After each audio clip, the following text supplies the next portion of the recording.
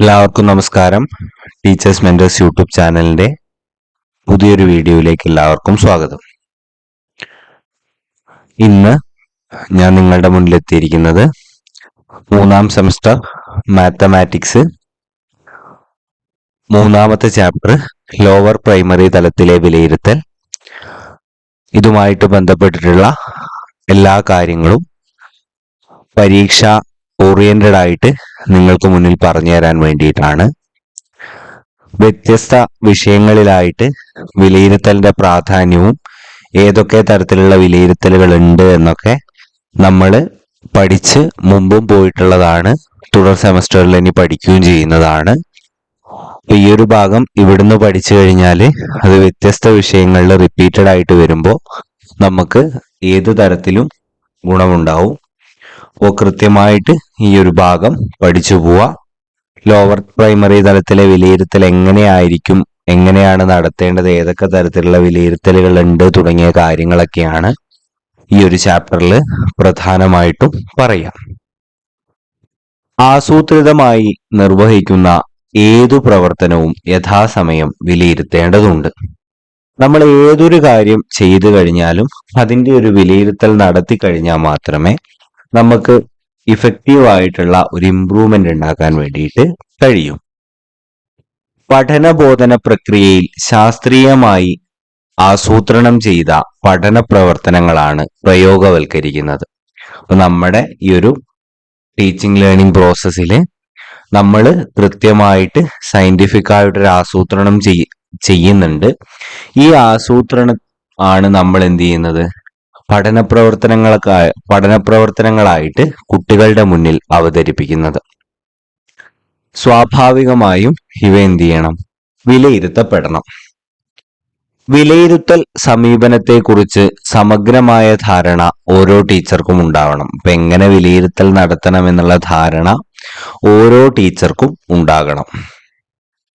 വിലയിരുത്തൽ എന്താണ്, എങ്ങനെയാണ്, എപ്പോഴാണ് എന്നൊക്കെ മനസ്സിലാക്കിയാൽ മാത്രമേ തൻ്റെ ക്ലാസ് മുറിയിൽ പ്രാവർത്തികമാക്കാൻ കഴിയൂ. അപ്പൊ അതുകൊണ്ട് തന്നെ വിലയിരുത്തൽ എന്താണെന്ന് ഒരു അധ്യാപിക അറിയണം, വിലയിരുത്തൽ എങ്ങനെയാണ് എന്നുള്ളത് ഒരു അധ്യാപിക അറിയണം, വിലയിരുത്തൽ എപ്പോഴാണ് നടത്തേണ്ടത് എന്നുള്ളതൊക്കെ അധ്യാപിക അറിഞ്ഞിരിക്കണം. ലോവർ പ്രൈമറി തലത്തിലെ വിലയിരുത്തലിന്റെ സമീപനം, തന്ത്രങ്ങൾ, അതിന്റെ ഉപാധികൾ, പുരോഗതി രേഖ എന്നിവയെക്കുറിച്ച് സമഗ്രമായി മനസ്സിലാക്കുന്നതിന് സഹായകമായിട്ടുള്ള ഉള്ളടക്കമാണ് ഈ യൂണിറ്റിൽ ഉൾപ്പെടുത്തിയിട്ടുള്ളത്. അപ്പൊ ഈ യൂണിറ്റിൽ നമ്മൾ പ്രധാനമായിട്ടും പഠിക്കുന്നത് വിലയിരുത്തൽ സമീപനം, വിലയിരുത്തൽ തന്ത്രങ്ങൾ, അതിന്റെ ഉപാധി, പിന്നെ പഠന പുരോഗതി രേഖ എന്നിവയെ കുറിച്ചൊക്കെയാണ്. വിലയിരുത്തലിന്റെ പ്രാധാന്യവും ഉദ്ദേശങ്ങളുമാണ് അടുത്തതായിട്ട് നമ്മൾ പറയാൻ പോകുന്നത്. പ്രൈമറി ക്ലാസ്സിൽ പഠന നേട്ടത്തിൽ അധിഷ്ഠിതമായ പാഠ്യപദ്ധതിയാണ് നിലവിൽ വിനിമയം ചെയ്യുന്നത്. അപ്പൊ നമ്മുടെ പ്രൈമറി ക്ലാസ്സുകളിൽ ഇപ്പോൾ പഠന നേട്ടത്തിൽ അധിഷ്ഠിതമായിട്ടുള്ള ഒരു പാഠ്യപദ്ധതിയാണ് കുട്ടികൾക്കായിട്ട് വിനിമയം ചെയ്യുന്നത്. പഠന നേട്ടങ്ങൾ കൈവരിക്കുന്നതിന് സഹായകമായ പഠനാനുഭവങ്ങൾ പഠിതാവിന് നൽകുന്നു. നമ്മൾ ഒരു കുട്ടിക്ക് ഈ പ്രത്യേക പഠന നേട്ടം നേടാൻ വേണ്ടിയിട്ട് ആവശ്യമായിട്ടുള്ള എല്ലാ സഹായങ്ങളുമാണ് നമ്മൾ ചെയ്തു കൊടുക്കുന്നത്. ഇങ്ങനെ പഠനാനുഭവങ്ങൾ നൽകുന്നത് കൊണ്ട് മാത്രം പഠന നേട്ടങ്ങൾ പഠിതാവ് നേടിയെടുക്കണമെന്നില്ല. നമ്മൾ തുടരെ ഇതേപോലെ പഠനാനുഭവങ്ങൾ നൽകി കഴിഞ്ഞാൽ മാത്രം പഠന നേട്ടം കുട്ടികൾ നേടിയെടുക്കണമെന്ന് ഉറപ്പില്ല. നേടിയെടുക്കുന്നുണ്ടോ എന്നത് യഥാസമയം വിലയിരുത്തണം. അപ്പൊ കുട്ടി ഈ ഒരു പഠന നേട്ടം പഠിപ്പിക്കാനുള്ള കാര്യങ്ങൾ നമ്മൾ ചെയ്തതിന് ശേഷം ആ ഒരു പഠന നേട്ടം കുട്ടി നേടിയിട്ടുണ്ടോ എന്നുള്ളത് കൃത്യമായിട്ട് നമുക്ക് വിലയിരുത്താൻ വേണ്ടിയിട്ട് കഴിയണം. ആസൂത്രിതമായ ഒരു പ്രവർത്തനം നിർവഹിച്ചു കഴിഞ്ഞാൽ അത് എത്രത്തോളം വിജയിച്ചു എന്ന് വിലയിരുത്തുന്നത് സാമൂഹിക ജീവിതത്തിലെ എല്ലാ മേഖലകളിലും നിലവിലുള്ളതാണ്. അപ്പൊ നമ്മളൊരു പ്രവർത്തനം ചെയ്തു കഴിഞ്ഞാൽ, അല്ലെ ഒരു പരിപാടി നടത്തി കഴിഞ്ഞാൽ ആ പരിപാടി എത്രത്തോളം വിജയിച്ചു, അതിന് എന്തൊക്കെ പോരായ്മകൾ വന്നു, അതുകൊണ്ട് എന്തൊക്കെ ഗുണങ്ങൾ വന്നു എന്നുള്ള കാര്യങ്ങളൊക്കെ തന്നെ നമ്മൾ എന്ത് ചെയ്യേണ്ടതാണ്, നമ്മൾ വിലയിരുത്തൽ ചെയ്യേണ്ടതാണ്. അത് സ്വാഭാവികമായിട്ട് എല്ലാ മേഖലകളിലും നടന്നുകൊണ്ടിരിക്കുന്ന ഒരു പ്രക്രിയയാണ്. കുട്ടികളുടെ പഠനത്തിന്റെ കാര്യത്തിലും ഇത് വളരെ പ്രസക്തമാണ്.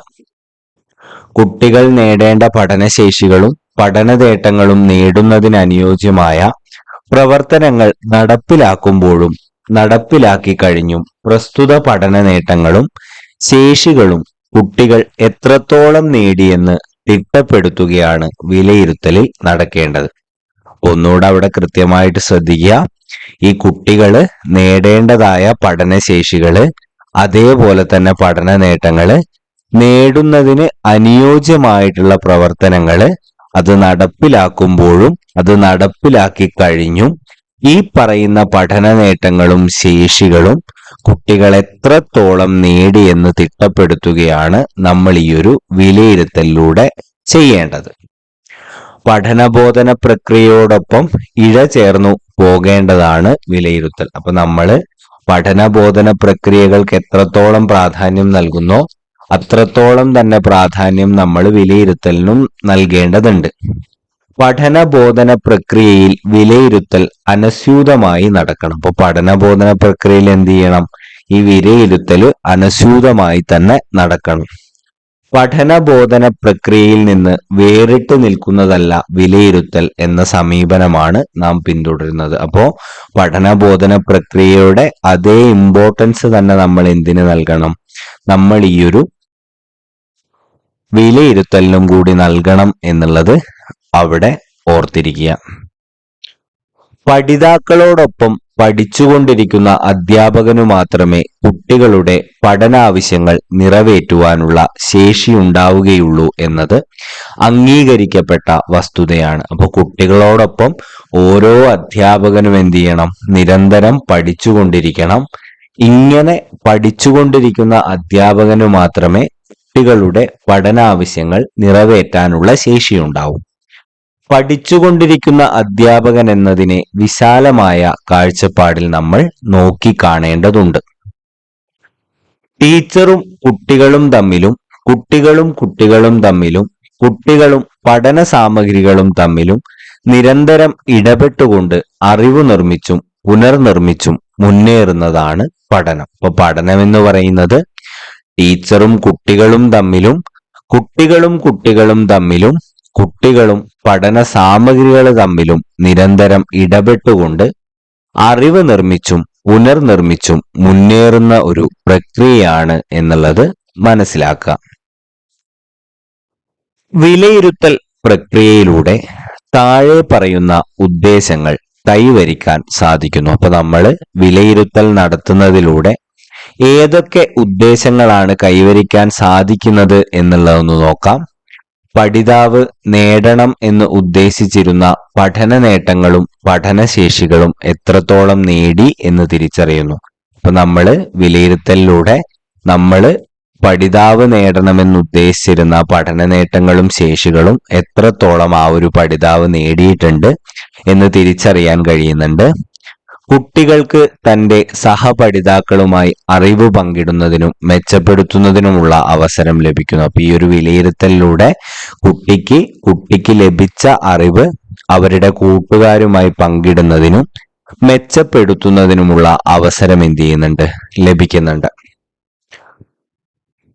പഠിതാവിന് പഠനവേളയിൽ നേരിടുന്ന പ്രശ്നങ്ങൾ കണ്ടെത്താൻ സഹായിക്കുന്നു. അവയ്ക്ക് ഉചിതമായ പരിഹാരബോധനം നൽകാൻ സാധിക്കുന്നു. അപ്പോൾ ഈ ഒരു വിലയിരുത്തലിലൂടെ പഠിതാവിന് എന്ത് ചെയ്യുന്നു?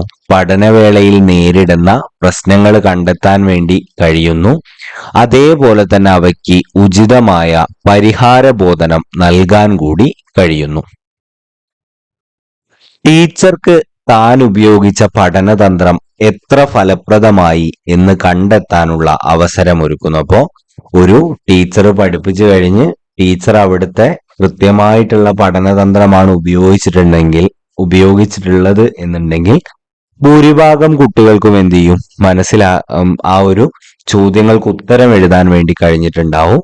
അതല്ല, ആരും ഉത്തരം എഴുതിയിട്ടില്ലെങ്കിൽ ടീച്ചറുടെ പഠനതന്ത്രം അവിടെ പരാജയപ്പെട്ടു എന്നുള്ളത് ടീച്ചർക്ക് മനസ്സിലാക്കാനുള്ള ഒരു അവസരം കൂടി വരും. പഠിതാവിന്റെ ഗണിതപരമായ പ്രത്യേക കഴിവുകളെ സംബന്ധിച്ച് പ്രവചനം നടത്താൻ ടീച്ചറെ സഹായിക്കുന്നു. ഇപ്പൊ കുട്ടി വളരെ വേഗത്തിൽ ടീച്ചർ പറഞ്ഞതിനനുസരിച്ചൊന്നുമല്ല ഉത്തരം കണ്ടെത്തിയ കുട്ടിയുടേതായ ഒരു സ്കില്ലിൽ ഉത്തരം കണ്ടിട്ടുണ്ടെങ്കിൽ ആ ഒരു കുട്ടിയുടെ ഗണിതപരമായിട്ടുള്ള പ്രത്യേക കഴിവുകളെ സംബന്ധിച്ച് ഒരു പ്രവചനമൊക്കെ നടത്താൻ ഈ ഒരു വിലയിരുത്തല് സഹായിക്കുമെന്നുള്ളത് തിരിച്ചറിയാം. ഓരോ കുട്ടിയെയും വ്യക്തിവ്യത്യാസമനുസരിച്ച് പ്രത്യേകം പരിഗണിക്കുന്നതിനും ഓരോരുത്തരെയും മെച്ചപ്പെടുത്തുന്നതിനു വേണ്ടിയുള്ള നടപടികൾ സ്വീകരിക്കുന്നതിനും കഴിയുന്നു. അപ്പൊ ഈ ഒരു നമ്മുടെ വിലയിരുത്തലിലൂടെ ഓരോ കുട്ടിയെയും വ്യക്തിവ്യത്യാസമനുസരിച്ച് പ്രത്യേകം പരിഗണിക്കുകയും ഓരോരുത്തരെയും മെച്ചപ്പെടുത്തുന്നതിനു വേണ്ടിയുള്ള നടപടികൾ സ്വീകരിക്കുന്നതിനും ഈ ഒരു ഇതിലൂടെ കഴിയും എന്നുള്ളതൊന്ന് ഓർത്തിരിക്കുക. തന്റെ കുട്ടി എന്തെല്ലാം ശേഷികൾ നേടിയെന്നും എവിടെയെല്ലാമാണ് പ്രശ്നങ്ങൾ ഉള്ളതെന്നും അറിയുന്നതിനുള്ള അവസരം രക്ഷിതാവിന് ലഭിക്കുന്നു. ഈ ഒരു വിലയിരുത്തലിലൂടെ ഒരു കുട്ടി എന്തെല്ലാം ശേഷികൾ നേടിയിട്ടുണ്ട്, എവിടെയെല്ലാമാണ് പ്രശ്നങ്ങൾ കുട്ടിക്കുള്ളതെന്നും അറിയാനുള്ള അവസരമൊക്കെ ലഭിക്കുന്നുണ്ട്. ടീച്ചർ തന്റെ പാഠാപഗ്രഥനത്തിലെ പോരായ്മകൾ കണ്ടെത്തുന്നതിനും പരിഹരിക്കുന്നതിനും സാധിക്കുന്നു. ടീച്ചർക്ക് ടീച്ചറുടെ പാഠാപഗ്രഥനത്തില് ഏതെങ്കിലും തരത്തിലുള്ള പോരായ്മകൾ വന്നിട്ടുണ്ടോ എന്ന് കണ്ടെത്തുന്നതിനും അത് പരിഹരിക്കുന്നതിനും വേണ്ടിയിട്ട് ഈ ഒരു വിലയിരുത്തൽ സഹായിക്കുന്നു. കുട്ടിയുടെ പഠന നിലവാരം തിട്ടപ്പെടുത്തി പ്രമോഷൻ, സർട്ടിഫിക്കേഷൻ എന്നിവ നടത്താൻ വേണ്ടിയിട്ട് വിലയിരുത്തൽ സഹായിക്കുന്നു. സമൂഹത്തിന് സ്കൂളുകളെ പൊതുവെ വിലയിരുത്തുന്നതിനും കൂടുതൽ മെച്ചപ്പെടുത്തുന്നതിനും സഹായകമാകുന്നു. അപ്പോ ഒരു സമൂഹത്തിന് മുന്നില് കുട്ടികളുടെ നിലവാരം നമുക്ക് തുറന്നു കാണിക്കാൻ വേണ്ടിയിട്ട് കൂടെ ഈ ഒരു വിലയിരുത്തൽ സഹായിക്കുന്നുണ്ട് എന്നുള്ളത് തിരിച്ചറിയാം. വിലയിരുത്തലിന്റെ 3 തലങ്ങൾ. വിലയിരുത്തലുമായിട്ട് ബന്ധപ്പെട്ടുകൊണ്ട് ഏറ്റവും പ്രധാനപ്പെട്ട ഒരു ഘടകമാണ് ഇത്. എല്ലാ വിഷയങ്ങളുടെ പരീക്ഷയ്ക്കും ഈ ഒരു വിലയിരുത്തലിന്റെ 3 തരങ്ങളെ കുറിച്ചുള്ള, ഇംഗ്ലീഷ് അടക്കം വിലയിരുത്തലിന്റെ 3 തലങ്ങളെ കുറിച്ചുള്ള ചോദ്യങ്ങൾ വരാനുള്ള സാധ്യത വളരെ കൂടുതലാണ്. അപ്പൊ ഇത് ഇവിടുന്ന് തന്നെ കൃത്യമായിട്ട് പഠിച്ചു പോയിട്ടുണ്ടെങ്കിൽ അവിടെ എത്തുമ്പോൾ ആ ഒരു ഓരോ വിഷയത്തിന്റെ ഭാഗങ്ങൾ എത്തുമ്പോഴും നിങ്ങൾക്ക് വളരെ എളുപ്പത്തിൽ പഠിച്ചു മുന്നേറാൻ വേണ്ടിയിട്ട് കഴിയുമെന്നുള്ളത് അവിടെ ഒന്ന് ഓർത്തിരിക്കുക. നമുക്ക് വിലയിരുത്തലിന്റെ 3 തലങ്ങൾ ഏതൊക്കെയാണ് എന്ന് നോക്കാം. അപ്പൊ ഈ വിലയിരുത്തലിന്റെ 3 തലങ്ങളെ കുറിച്ച് നമ്മൾ പറയുമ്പോൾ 3 എണ്ണമാണുള്ളത്. ആ 3 എണ്ണത്തിന്റെ പേരാദ്യം കൃത്യമായിട്ട് പഠിച്ചു വെക്കുക. പഠനത്തെ വിലയിരുത്തലാണ് ഒന്നാമത്തത്, അസസ്മെന്റ് ഓഫ് ലേണിംഗ്. രണ്ടാമത്തത് പഠനത്തിനായുള്ള വിലയിരുത്തലാണ്, അസസ്മെന്റ് ഫോർ ലേണിംഗ്. മൂന്നാമത്തത് വിലയിരുത്തൽ തന്നെ പഠനം എന്നുള്ളതാണ്, അസസ്മെന്റ് ആസ് ലേണിംഗ്. അപ്പോ വിലയിരുത്തലിന് 3 തലങ്ങളുണ്ട് എന്നുള്ളത് കൃത്യമായിട്ട് മനസ്സിലാക്കുക. അതിൽ ഒന്നാമത്തത് ഏതാണ്? പഠനത്തെ വിലയിരുത്തലാണ്. രണ്ടാമത്തത് പഠനത്തിനായുള്ള വിലയിരുത്തലാണ്.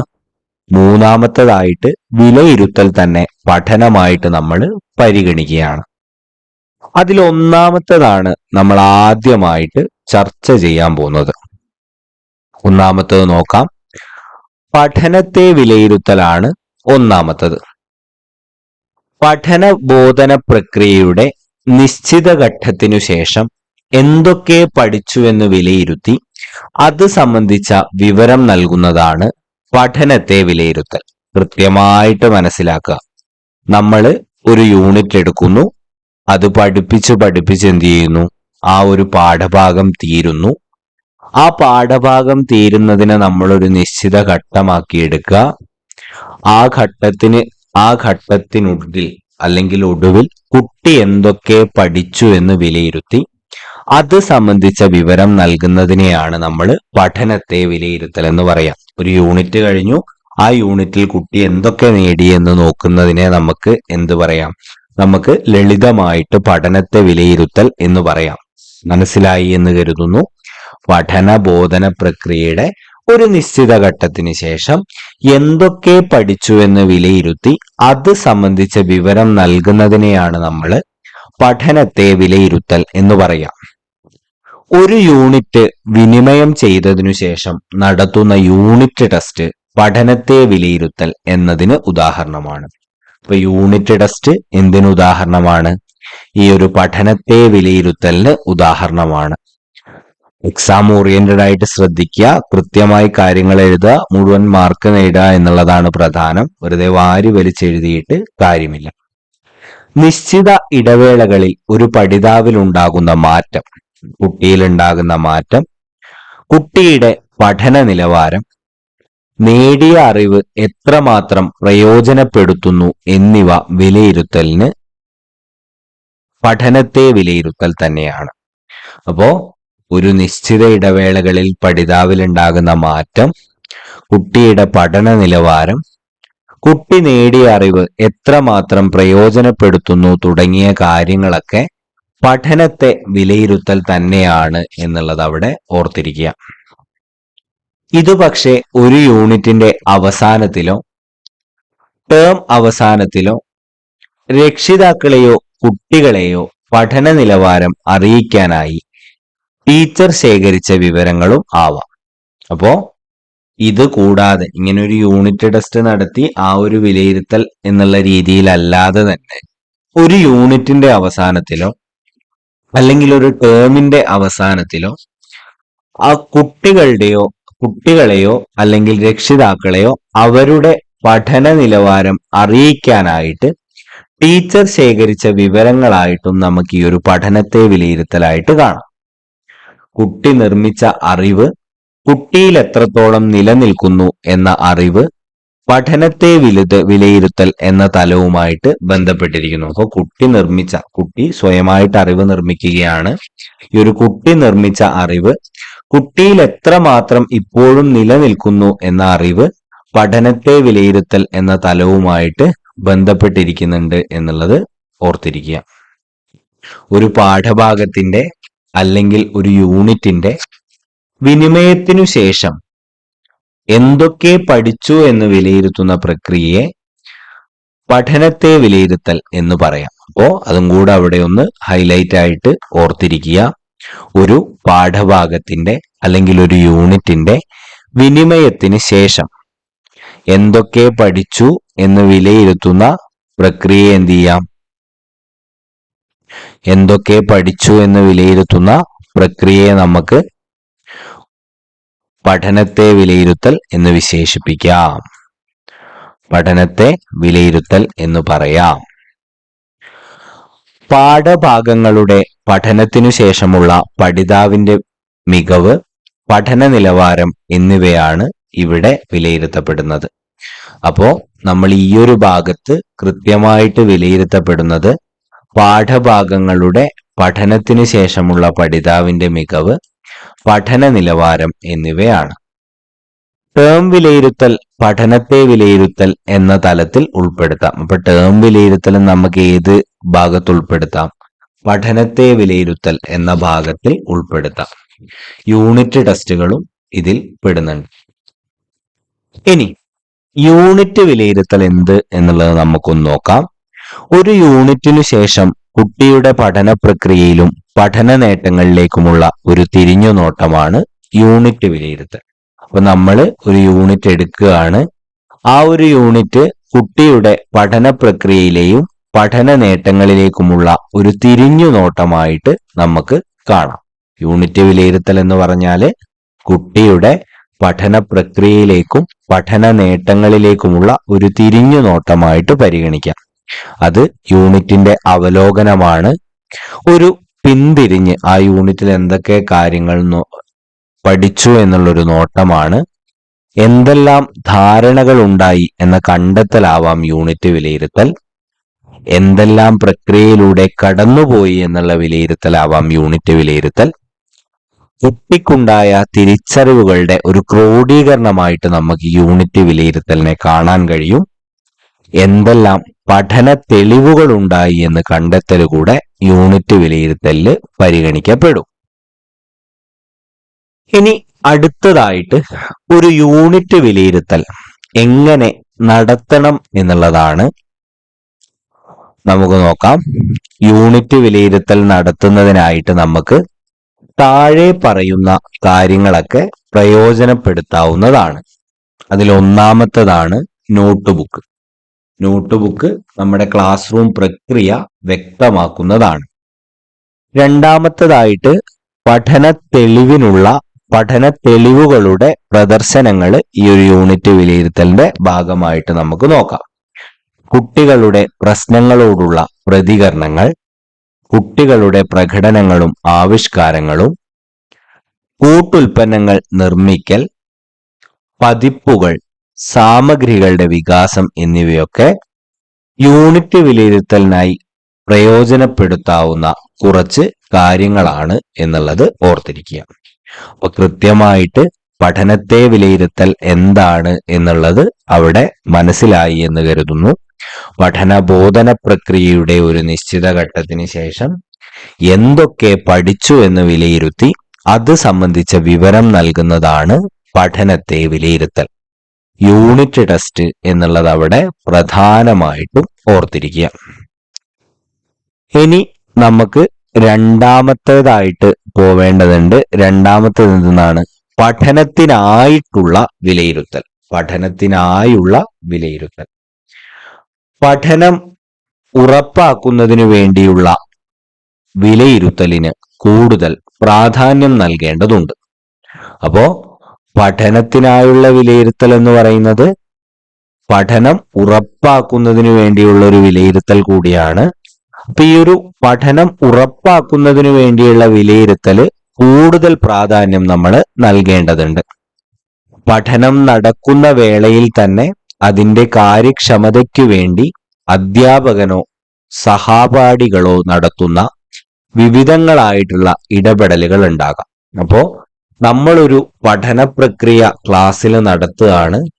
അപ്പൊ ആ ഒരു പഠന പ്രക്രിയക്ക് ഉണ്ടാവുന്ന കാര്യക്ഷമതയ്ക്കു വേണ്ടി അധ്യാപകനോ അല്ലെങ്കിൽ ആ കുട്ടിയുടെ കൂടെയുള്ള സഹപാഠികളോ നടത്തുന്നുള്ള വിവിധങ്ങളായിട്ടുള്ള ഇടപെടലുകൾ ഉണ്ടാവാം. സഹായിക്കലാവാം, അല്ലെങ്കിൽ ടിപ്സ് കൊടുക്കലാവാം, ക്ലൂ കൊടുക്കലാവാം, അങ്ങനെയൊക്കെ.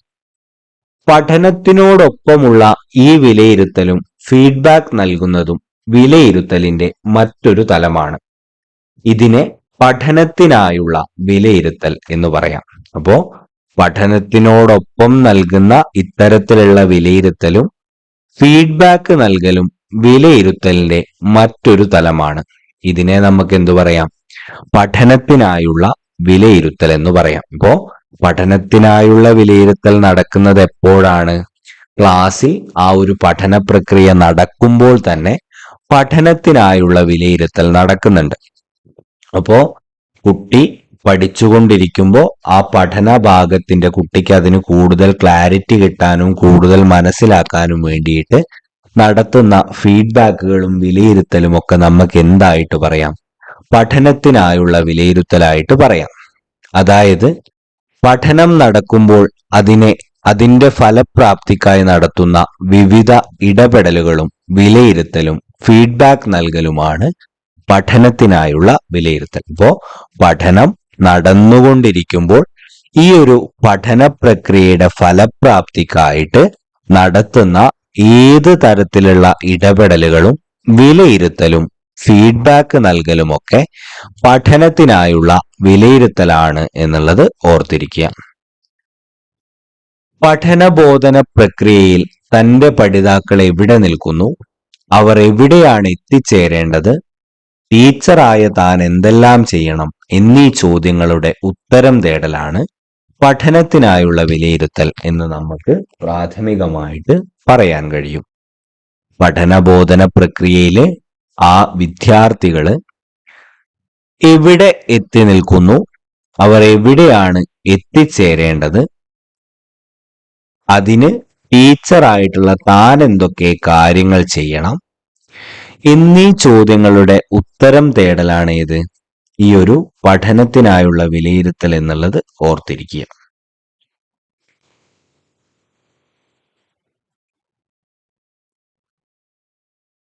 പഠിതാവിന് പ്രശ്നപരിഹരണത്തിനുള്ള വ്യത്യസ്ത വഴികൾ കണ്ടെത്താൻ കഴിയുന്നില്ല എന്ന വിവരം, പഠന പ്രക്രിയയുടെ ഒരു ഘട്ടത്തിൽ ടീച്ചർ ഏതു തരത്തിലുള്ള സഹായകം നൽകണം എന്ന് തിരിച്ചറിയാൻ ടീച്ചറെ സഹായിച്ചിട്ടുണ്ടാവുമല്ലോ. അപ്പോ നമ്മളൊരു പഠന പ്രവർത്തനം കൊടുത്തു കഴിഞ്ഞാൽ അതിന് വ്യത്യസ്ത വഴികൾ കുട്ടികൾക്ക് കണ്ടെത്താൻ കഴിയുന്നില്ല എന്നുള്ള വിവരം നമുക്ക് മനസ്സിലാക്കി കഴിഞ്ഞാൽ മാത്രമേ നമുക്ക് കുട്ടിയെ എന്ത് ചെയ്യാൻ പറ്റൂ, കുട്ടിക്കൊരു സഹായം നൽകണം എന്നുള്ള തിരിച്ചറിവ് നമുക്ക് മനസ്സിലാക്കാൻ കഴിയൂ.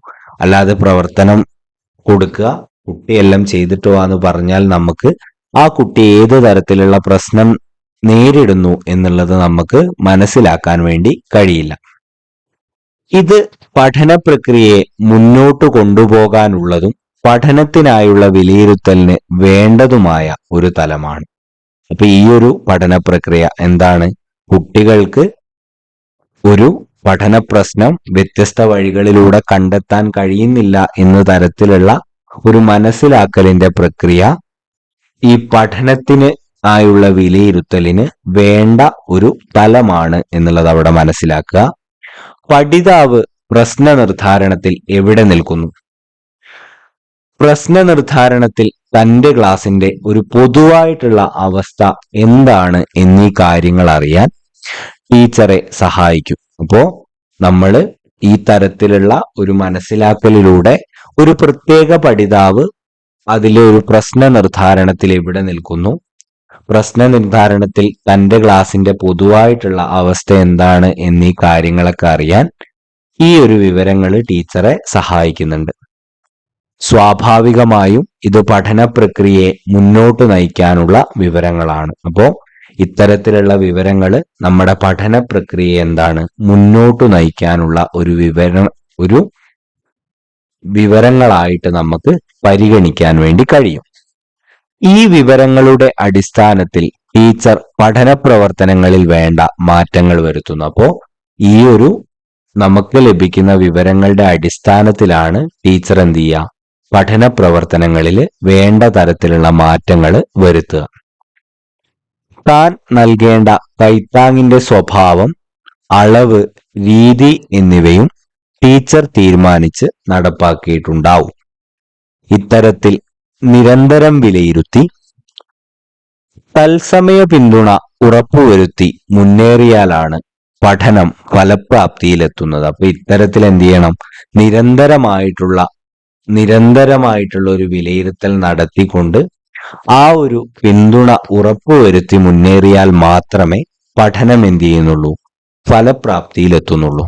ചുരുക്കത്തിൽ പഠന പ്രക്രിയയെ മുന്നോട്ട് നയിക്കാൻ പഠനത്തിനായുള്ള വിലയിരുത്തൽ സഹായിക്കുക തന്നെ ചെയ്യും. നിരന്തര വിലയിരുത്തൽ സുഗമമായിട്ടുള്ള പഠനത്തിന് വേണ്ടിയുള്ളതാണ് എന്നുള്ളതും കൂടെ അവിടെ തിരിച്ചറിയാം. അപ്പോ നമ്മുടെ ഈ ഒരു പഠനത്തെ വിലയിരുത്തൽ കഴിഞ്ഞുകൊണ്ട് നമ്മൾ അടുത്തതായിട്ടുള്ള ഈ ഒരു പഠനത്തിനായുള്ള വിലയിരുത്തൽ നമ്മുടെ പഠന പ്രക്രിയയെ നല്ല രീതിയിൽ സഹായിക്കും. നമ്മൾ കൃത്യമായിട്ട് ഫീഡ്ബാക്കും കൈത്താങ്ങും കൊടുത്തുകൊണ്ട് മാത്രമേ ആ ഒരു പഠന പ്രക്രിയ കുട്ടിക്ക് ഫലപ്രദമായിട്ടുള്ള ഒരു രീതിയിലേക്ക് നമുക്ക് കൺവേർട്ട് ചെയ്യാൻ കഴിയൂ എന്നുള്ളത് കൂടെ നമ്മൾ അവിടെ എന്ത് ചെയ്യണം, ഓർത്തിരിക്കണം. കുട്ടികൾ വ്യത്യസ്തരായതുകൊണ്ട്, നൽകുന്ന പഠനാനുഭവങ്ങൾ വ്യത്യസ്തമായതുകൊണ്ട്, ഏറ്റെടുക്കാനുള്ള സന്നദ്ധത വ്യത്യസ്തമായതുകൊണ്ട്, കുട്ടി വിഹരിക്കുന്ന ഇടങ്ങൾ വ്യത്യസ്തമായതുകൊണ്ട് വിലയിരുത്തലിന് വ്യത്യസ്ത സ്രോതസ്സുകളെ ആശ്രയിക്കേണ്ടി വരും. അപ്പോ എല്ലാ കുട്ടികളും ഒരേ രീതിയിൽ ഒരേ ബാക്ക്ഗ്രൗണ്ടിൽ നിന്ന് ഒരേപോലെ പഠിക്കുന്നതും ഒരേപോലെ അവർക്ക് കാര്യങ്ങൾ കിട്ടുന്നതുമായിരുന്നെങ്കിൽ നമുക്ക് ഈ ഒരു പഠന പ്രക്രിയയും പഠനബോധന പ്രക്രിയയും ഒക്കെ കുറച്ചുകൂടി എളുപ്പമായേനെ. പക്ഷെ ഓരോ കാര്യങ്ങൾ എടുത്തു നോക്കിയാലും ഓരോ കുട്ടികളും വ്യത്യസ്തരാണ്. അതുകൊണ്ട് തന്നെ നമ്മൾ എന്ത് ചെയ്യണം, വിലയിരുത്തലിനും വ്യത്യസ്ത സ്രോതസ്സുകളെ ആശ്രയിക്കേണ്ടി വരും. പഠനത്തിനായുള്ള വിലയിരുത്തൽ വിവരങ്ങളുടെ പൊതു സ്വഭാവങ്ങളാണ് നമ്മൾ അടുത്തതായിട്ട് നോക്കാൻ പോകുന്നത്. ആ ഒരു വിലയിരുത്തൽ എന്ന് പറയുന്നത് തുടർച്ചയായി ലഭിക്കുന്നവയാണ്. ഇത് പഠന പ്രക്രിയക്കിടയിൽ ടീച്ചർക്ക് ലഭിക്കുന്നവയാണ്. പഠന പ്രക്രിയയെ മുന്നോട്ടു നയിക്കാൻ ഉപകരിക്കുന്നവയാണ് ഈ ഒരു പഠനത്തിനായുള്ള വിലയിരുത്തൽ. അറിവിന്റെ എല്ലാ മണ്ഡലങ്ങളുമായി ബന്ധപ്പെട്ട വിവരങ്ങൾ നമുക്ക് ഈ ഒരു പഠനത്തിനായുള്ള വിലയിരുത്തലിൽ നിന്നും ലഭിക്കുന്നുണ്ട്. ഈ വിവരങ്ങൾ കുട്ടിയുടെ പഠനാവസ്ഥയെക്കുറിച്ച് ഗുണാത്മക വിവരങ്ങൾ നൽകുന്നതാണ്. ലഭിച്ച വിവരങ്ങളുടെ അടിസ്ഥാനത്തിൽ ഉടനെ തന്നെയോ അല്ലെങ്കിൽ അടുത്തു തന്നെയോ പ്രവർത്തനങ്ങളിൽ മാറ്റമോ ആവശ്യമായ കൈത്താങ്ങോ കുട്ടിക്ക് ഫീഡ്ബാക്ക് ആയിട്ട് അപ്പോൾ തന്നെ ലഭിക്കുന്നു എന്നുള്ളതും ഈ ഒരു പഠനത്തിനായുള്ള വിലയിരുത്തലിന്റെ പൊതു സ്വഭാവമായിട്ട് നമുക്ക് കണക്കാക്കാൻ കഴിയും. അപ്പോ കൃത്യമായിട്ട് മനസ്സിലാക്കുക, പഠനത്തിനായുള്ള വിലയിരുത്തൽ എന്ന് പറയുന്നത് പഠനത്തോടൊപ്പമുള്ള ഒരു വിലയിരുത്തലാണ്. ഇതിൽ പ്രധാനമായിട്ടും ഫീഡ്ബാക്ക് നൽകുകയാണ് ചെയ്യുക. ആ ഫീഡ്ബാക്ക് നൽകുന്നതിലൂടെ കുട്ടിക്ക് ആ ഒരു പ്രോസസ്, പഠനബോധന പ്രക്രിയ നടക്കുമ്പോൾ തന്നെ എന്ത് പറ്റും, ഒരു കൈത്താങ് ലഭിക്കുകയും അതിലൂടെ കുട്ടിയുടെ പഠനം ഇംപ്രൂവ് ആവുകയും ചെയ്യും എന്നുള്ളത് അവിടെ ഓർത്തിരിക്കുക. ഇനി നമ്മൾ വിലയിരുത്തലിന്റെ മൂന്നാമത്തെ തലത്തിലേക്ക് കടക്കുകയാണ്. വിലയിരുത്തൽ തന്നെ പഠനം എന്നുള്ളതാണ് ആ മൂന്നാമത്തെ തലം. താൻ ചെയ്ത പ്രവർത്തനത്തിലൂടെ ഒരു പഠിതാവ് വിമർശനാത്മകമായി കടന്നു പോകുമ്പോൾ തന്റെ മികവുകളും പരിമിതികളും തിരിച്ചറിയും. അപ്പൊ നമ്മൾ ഇപ്പൊ ഒരു പ്രവർത്തനം ചെയ്യാണ്, ആ ഒരു പ്രവർത്തനം കഴിഞ്ഞു, അതിനുശേഷം അതിനെ ഞാനൊന്ന് വിമർശനാത്മകമായിട്ട് സമീപിക്കുകയാണ്. അങ്ങനെ വിമർശനാത്മകമായി അതിനെ സമീപിച്ചു കഴിയുമ്പോൾ എനിക്ക് അതിലെന്തൊക്കെ കാര്യങ്ങൾ ഞാൻ നന്നായിട്ട് ചെയ്തു, എന്തൊക്കെ കൂടി ചെയ്തിട്ടുണ്ടെങ്കിൽ അത് കൂടുതൽ നമുക്ക് ഇംപ്രൂവ് ആക്കാമായിരുന്നു, എന്റെ ഭാഗത്തു നിന്ന് പറ്റിയിട്ടുള്ള പ്രധാനപ്പെട്ട തെറ്റുകൾ എന്തൊക്കെയാണ് തുടങ്ങിയ കാര്യങ്ങളൊക്കെ തിരിച്ചറിയും. അതേപോലെ കുട്ടി ചെയ്ത ഒരു പ്രവർത്തനത്തെ വിമർശനാത്മകമായി കുട്ടി സമീപിക്കുമ്പോൾ കുട്ടിക്ക് എന്തു പറ്റും, അതിലെ മികവുകളും പരിമിതികളും ഒക്കെ തിരിച്ചറിയാൻ കഴിയും. ഇത്തരം സ്വയം വിലയിരുത്തലിലൂടെ നടക്കുന്ന തിരുത്തൽ പ്രക്രിയ പഠനം തന്നെയാണ്. അപ്പൊ ഇത്തരത്തില് കുട്ടി സ്വയം വിലയിരുത്തലിലൂടെ നടത്തുന്ന ഒരു പ്രക്രിയ അതൊരു പഠനമായിട്ട് തന്നെ നമുക്ക് കാണാൻ കഴിയും. വിലയിരുത്തൽ തന്നെ പഠനമായി മാറുന്ന ഈ തലം വിലയിരുത്തലിന്റെ മറ്റൊരു പ്രധാന തലം തന്നെയാണ്. അപ്പോ ഈ ഒരു വിലയിരുത്തൽ തന്നെ പഠനം എന്ന ഭാഗത്ത് കുട്ടി സ്വയം വിമർശനമായിട്ട് കാര്യങ്ങളെ കാണുകയും അതിൽ നിന്ന് കുട്ടി എന്ത് ചെയ്യും, കുട്ടിയുടെ ഒരു പരിമിതികളും മികവുകളും ഒക്കെ തിരിച്ചറിയുകയും അതിലൂടെ ഒരു തരത്തിലുള്ള പഠനം നടക്കുകയും ചെയ്യുന്നതിന് നമുക്ക് എന്തു പറയാം, വിലയിരുത്തൽ തന്നെ പഠനമായിട്ട് മാറുന്ന രീതിയിലേക്ക് പറയാം. പഠനത്തിലൂടെ നേടിയ ആശയങ്ങളും ധാരണകളും സ്വയം വിമർശനാത്മകമായി പരിശോധിക്കുകയും മാറ്റങ്ങൾ ഉൾക്കൊള്ളുകയും ചെയ്യുന്ന ഒരു തിരുത്തൽ പ്രക്രിയയുണ്ട്. അപ്പോ ഈ ഒരു പഠനത്തിലൂടെ കുട്ടി നേടിയിട്ടുള്ള ആശയങ്ങളെയും കുട്ടി നേടിയിട്ടുള്ള ധാരണകളെയും സ്വയം വിമർശനാത്മകമായിട്ട് പരിശോധിക്കുകയും അതിൽ നിന്ന് മാറ്റങ്ങൾ ഉൾക്കൊള്ളുകയും ചെയ്യുന്ന ഒരു തിരുത്തൽ പ്രക്രിയ നടക്കുന്നുണ്ട്. ഇതിനെ സ്വയം വിലയിരുത്തലായിട്ട് നമുക്ക് കണക്കാക്കാൻ കൂടി കഴിയും.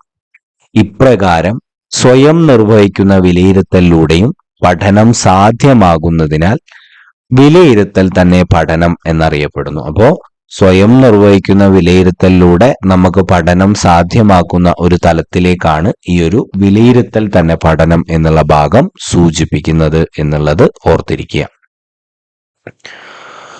കുട്ടി തന്റെ പ്രവർത്തനങ്ങളെ എങ്ങനെ നോക്കിക്കാണുന്നു? കുട്ടിക്ക് തന്നെ കുറിച്ചുള്ള അഭിപ്രായം എന്താണ്?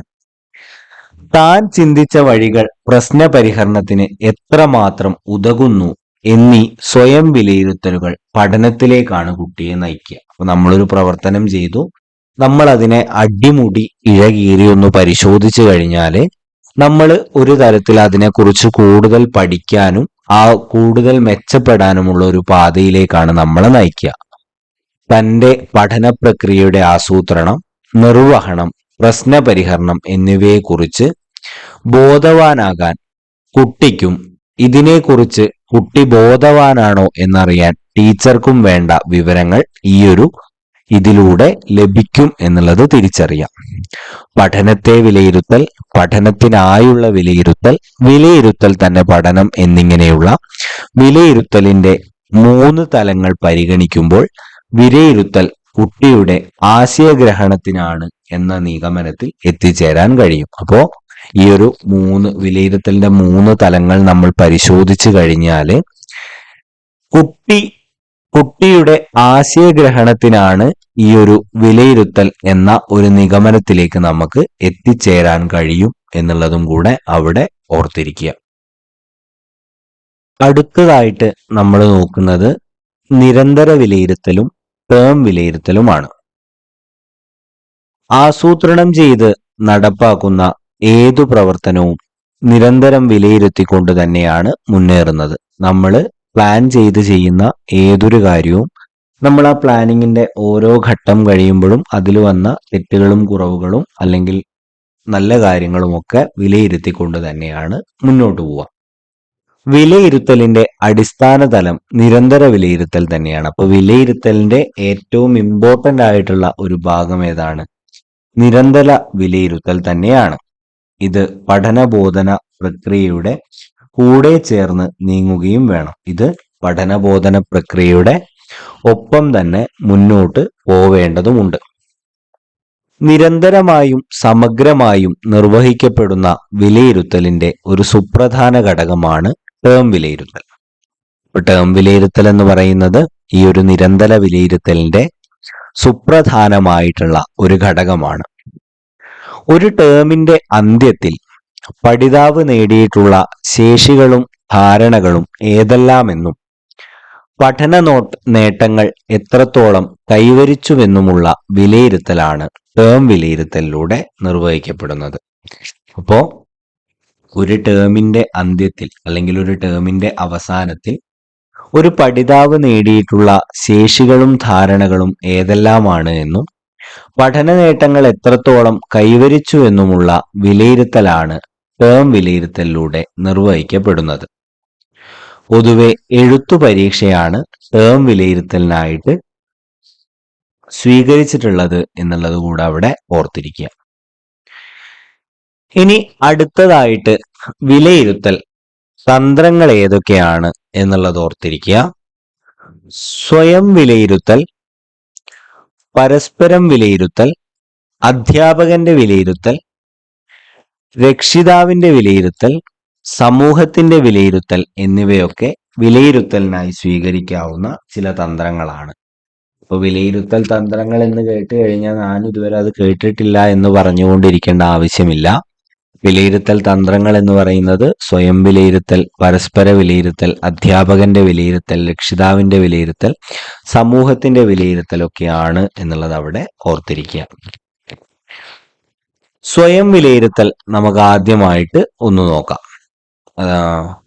സ്വയം വിലയിരുത്തൽ എന്ന് പറയുമ്പോൾ തന്നെ അത് ആ പേരിൽ തന്നെ സൂചിപ്പിക്കുന്ന ഒരു കാര്യം തന്നെയാണ്. കുട്ടി സ്വന്തമായിട്ട് വിലയിരുത്തലിനെ, അല്ല കുട്ടിയല്ല ആരായാലും സ്വന്തമായിട്ട് വിലയിരുത്തുന്നതിന് നമുക്ക് എന്ത് പറയാം?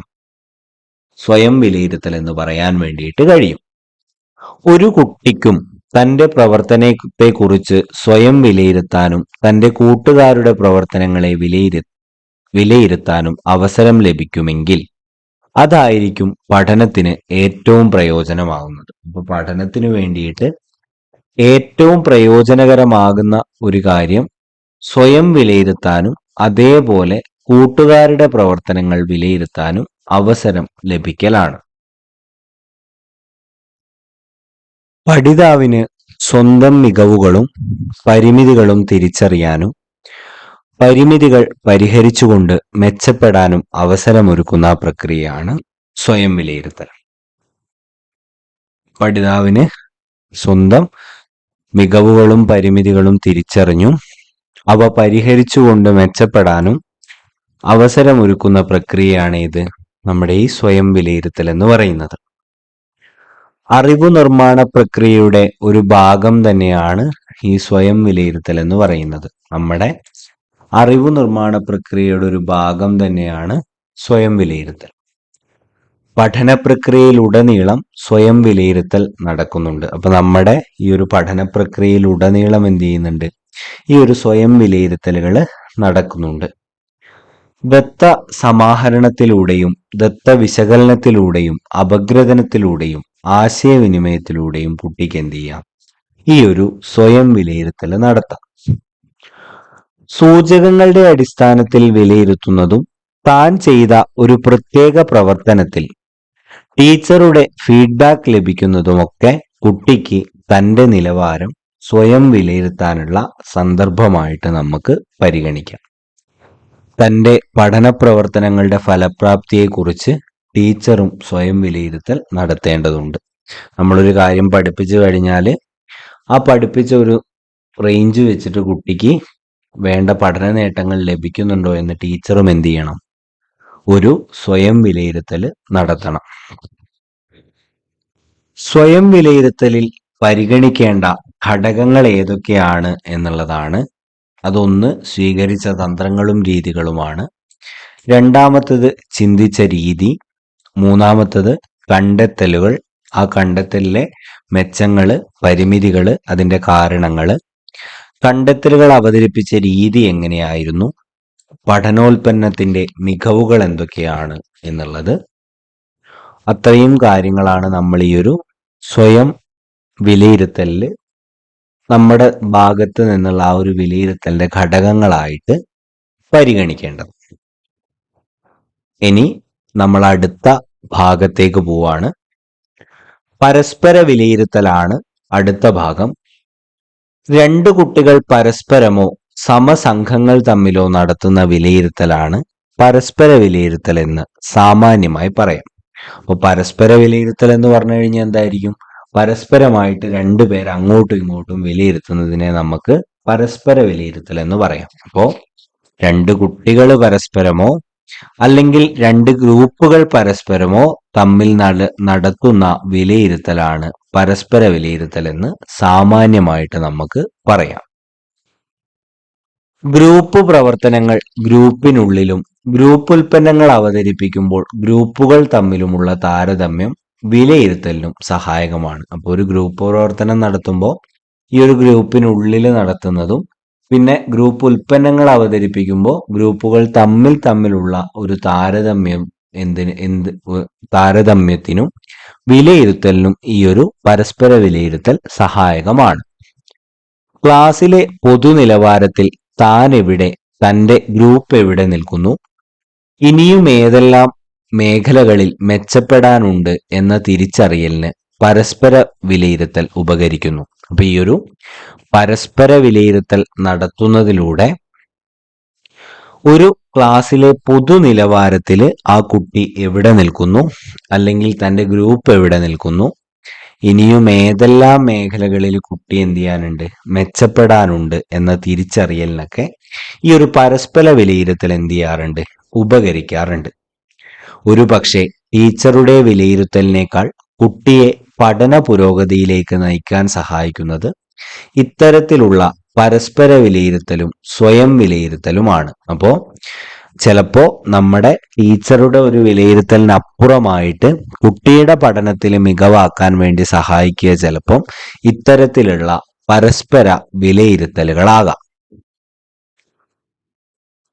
ഗ്രൂപ്പ് പ്രവർത്തനങ്ങളിൽ സ്വതന്ത്രമായും നിർഭയമായും ഇടപെടുന്ന കുട്ടിക്ക് തന്നെ മാത്രമല്ല തന്റെ കൂട്ടുകാരെയും വിലയിരുത്താൻ അവസരം ലഭിക്കുന്നു.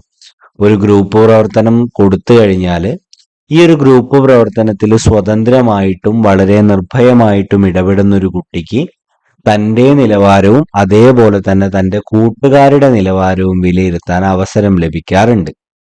ഇതിലൂടെ തന്റെ പോരായ്മകൾ തിരിച്ചറിയാനും അത് പരിഹരിക്കാൻ മറ്റുള്ളവരുടെ സഹായം തേടാനും കുട്ടിക്ക് കഴിയുന്നു. അപ്പോൾ ഇങ്ങനെ കുട്ടി തന്റെ പരിമിതികളും മറ്റുള്ളവരുടെ കഴിവുകളും മനസ്സിലാക്കി കഴിയുമ്പോൾ തന്റെ പോരായ്മകൾ കുട്ടിക്ക് തിരിച്ചറിയാനും അത് പരിഹരിക്കാൻ മറ്റുള്ളവരുടെ സഹായം തേടാനും കുട്ടിക്ക് കഴിയുന്നുണ്ട്. അതോടൊപ്പം തന്റെ സഹായം ആവശ്യമുള്ള കുട്ടികളെ കണ്ടെത്താനും അവരെ സഹായിക്കാനുമുള്ള ഒരു മനോഭാവം വളർത്തിയെടുക്കാൻ കൂടി ഇത് സഹായകമാകും. ഇത് വ്യക്തിബന്ധങ്ങളും മാനുഷിക മൂല്യങ്ങളും ഊട്ടിയുറപ്പിക്കുന്നതിനും കുട്ടിക്ക് അവസരമൊരുക്കുന്നു. ഇതൊരു തരത്തില് കുട്ടിയുടെ വ്യക്തിബന്ധങ്ങളും മാനുഷിക മൂല്യങ്ങളും ഊട്ടിയുറപ്പിക്കുന്നതിനും കുട്ടിക്ക് അവസരമൊരുക്കുന്നു. കുട്ടി വ്യക്തിഗതമായി കണ്ടെത്തിയ പ്രശ്ന വിശകലന മാർഗങ്ങളും ക്രിയാരീതികളും കണ്ടെത്തലുകളും ചിന്തകളും മറ്റും ഗ്രൂപ്പിലെ മറ്റംഗങ്ങളുമായി ചേർന്ന് താരതമ്യം ചെയ്യുകയും പരസ്പരം വിലയിരുത്തുകയും മെച്ചപ്പെടുത്തുകയും ചെയ്യുന്നത് പഠനത്തിന്റെ ഗതിവേഗം വർദ്ധിപ്പിക്കാൻ കൂടി സഹായിക്കും. കുട്ടി വ്യക്തിഗതമായിട്ട് കണ്ടെത്തിയ ഒരു പ്രശ്ന വിശകലന മാർഗവും ക്രിയാരീതികളും ചിന്തകളുമൊക്കെ ഗ്രൂപ്പിലെ മറ്റംഗങ്ങളുമായി ചേർന്ന് കുട്ടി എന്ത് ചെയ്യും? താരതമ്യം ചെയ്യും. ഇവ പരസ്പരം വിലയിരുത്തുകയും ചെയ്യും. ഈ വിലയിരുത്തലും മെച്ചപ്പെടലുമൊക്കെ പഠനത്തിന്റെ വേഗത വർദ്ധിപ്പിക്കുക കൂടി ചെയ്യും എന്നുള്ളത് അവിടെ ഓർത്തിരിക്കുക. ഇനി പരസ്പര വിലയിരുത്തലിൽ ശ്രദ്ധിക്കേണ്ട പ്രധാനപ്പെട്ട കാര്യങ്ങൾ എന്തൊക്കെയാണെന്ന് നോക്കാം. അത് മറ്റുള്ളവരുടെ പഠനത്തെ പരിഗണിക്കുന്നതാവണം. മെച്ചപ്പെട്ട സവിശേഷതകൾ നമുക്ക് കണ്ടെത്താൻ കഴിയണം. ഗുണാത്മകമായിട്ടുള്ള നിർദ്ദേശങ്ങൾ നൽകുവാൻ വേണ്ടി കഴിയണം.